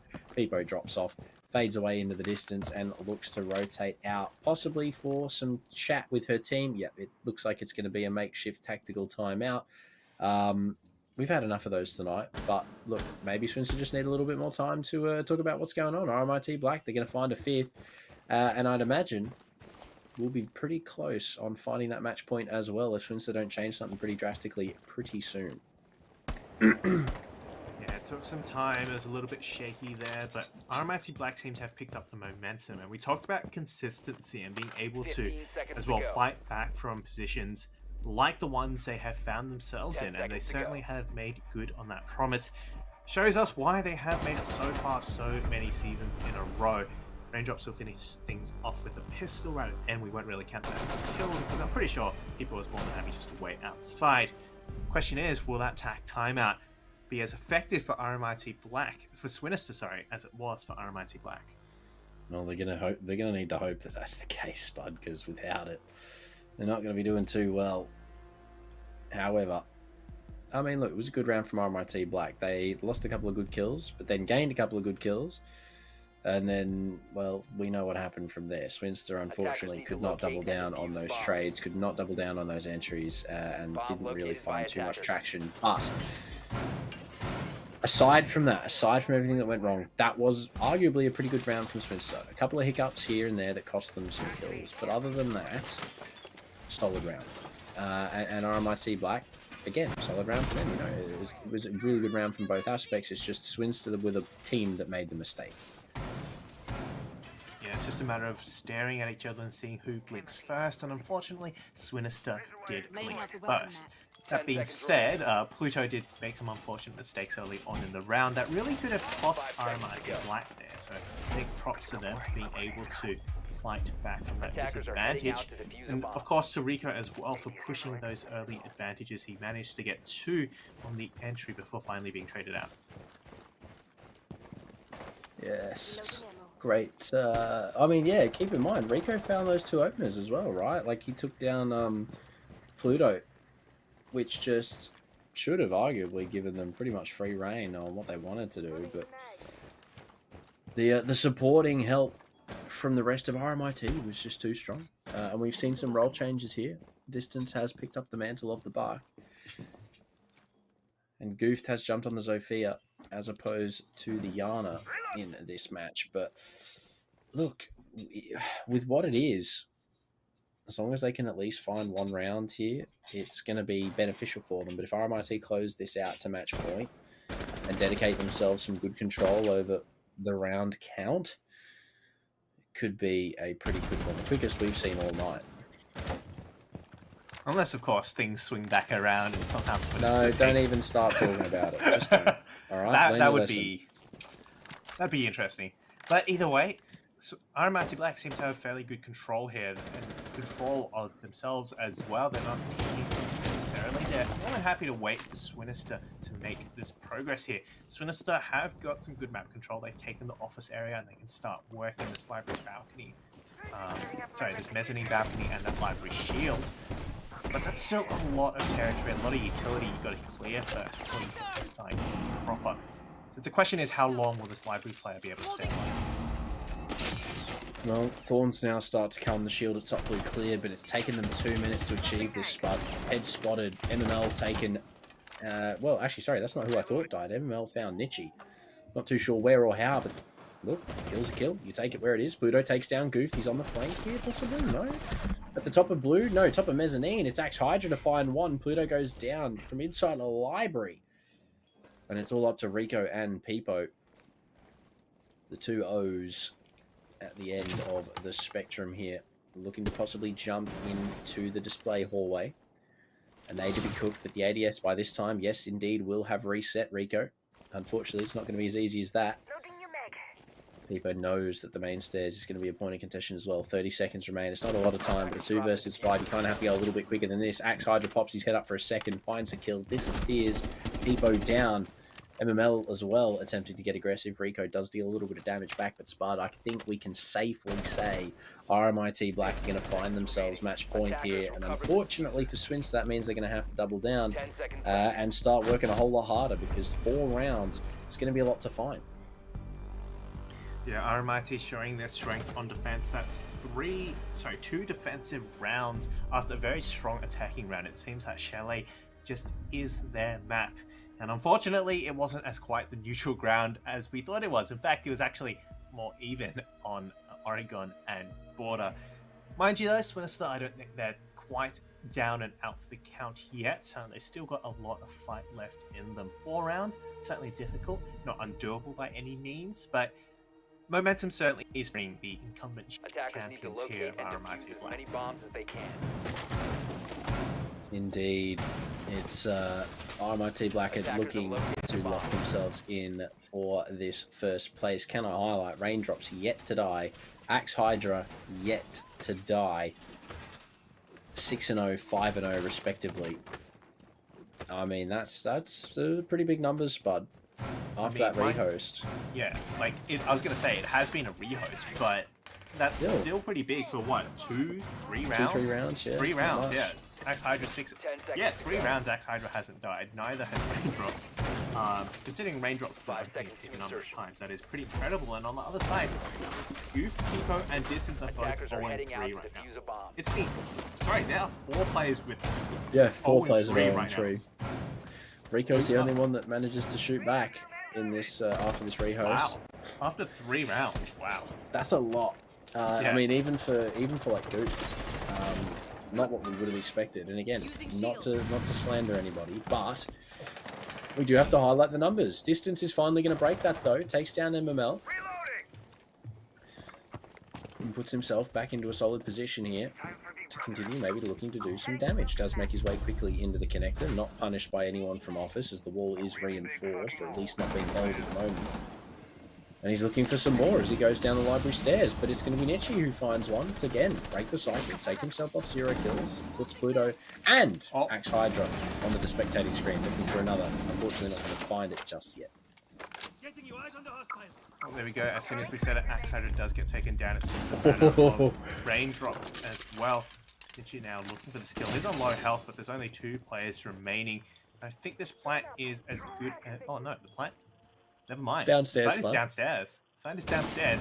Mind you, they have a lot of vertical control, and this pressure from above, especially with the buck, is going to be pretty difficult to break. That C4 is missed, and with that, I mean, Swinister pretty much got free reign of this top floor. Yeah, all the vertical they could want, right? Rico's really the driving force here with this vertical pressure now. He'll attempt to flush the 2 players, well, the 1 player that was on the site out, but it's going to be Raindrops, an attempted flank possibly. Does spot the thermite going for the main wall and stop this being open. That would be huge, but Goof is there for the cover. He spotted the trace as he dealt with the problem. Joker now just going for a bit of a run, not too sure where to, but Goof is there to greet him. And probably the easiest kill of this series for him. Just running along. What a stroll. Swins to find 1, but RMIT Black, they're still a match point. They got 3 rounds. Spud, I really hope we don't see this trade, but touch wood, they can close it out here. They've got 2 more chances, and they're going to take a timeout. Fair enough. We've spent enough time on this screen, I think, but I can't really blame them. You know, you're a match point. You don't want to do what you did in the first match. Yeah, fair enough. They've got 3 rounds to work with, and mind you, their defenses on the Master Office site and the Bar Gaming site have been very, very convincing. So, you know, I certainly think if they pick one of those sites again, they've got what it takes. And of course, Bar Gaming is still locked. They can go Kitchen Dining again, but based on how that went, I do predict a Master Office, hold. That was, of course, very, very one-sided, with RMIT Black holding onto the library very hard, and that, of course, stopped Swinister from getting much foot into the building.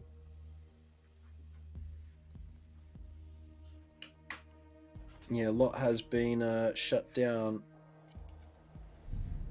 But look, it's still early, Spud, in terms of what can be achieved. We saw RMIT do it in game 1. Swinister, the league, came back to trade. We now look to a very similar position. However, Shoe is on the other foot this time. It will be up to RMIT to see whether or not they can close it out before Swinister find 3 rounds. And my hopes are high, but at the same time, I'm not too sure, because we've already seen it twice tonight.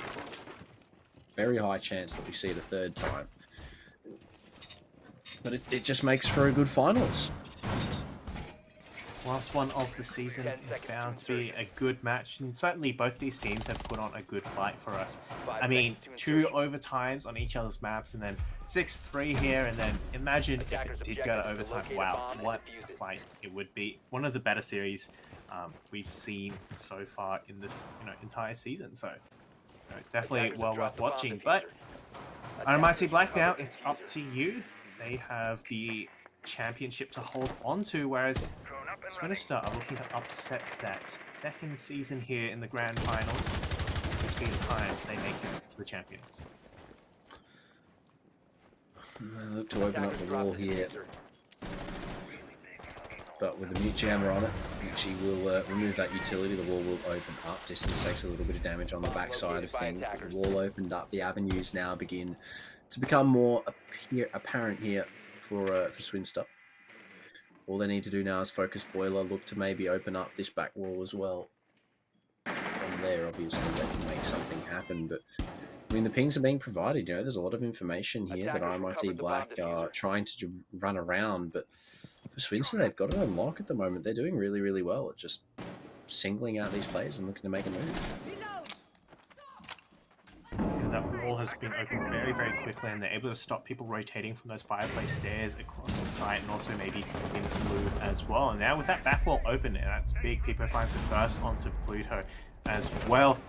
It's time for these roamers to apply a bit of pressure from that hatch, because it seems Swinister have been more than happy just to bypass them entirely. Axe Hydra able to find 1. And that's big 2, takes out Goof. Blind scan to come out. There's some really good positions being held here. There's boiler cover from upstairs. Raindrops locking this down means that the push onto the backside, which is what they're hoping for, may not go as intended unless they can get Rico in deep under the guise of a smoke, which they do have in the hands of Peebo, but they're going to have to rotate that thermite all the way across if they want to hope to go for this execute in the way that they're looking to. There's not a lot of time left to work with. Swinister are going to have to look for something. Yeah, Joker as well might be able to see that through that smoke and see through their plans, but it looks like they've just forgotten about the top floor player. This is where it all falls apart. Raindrops tying Pitchy MML onto 2nd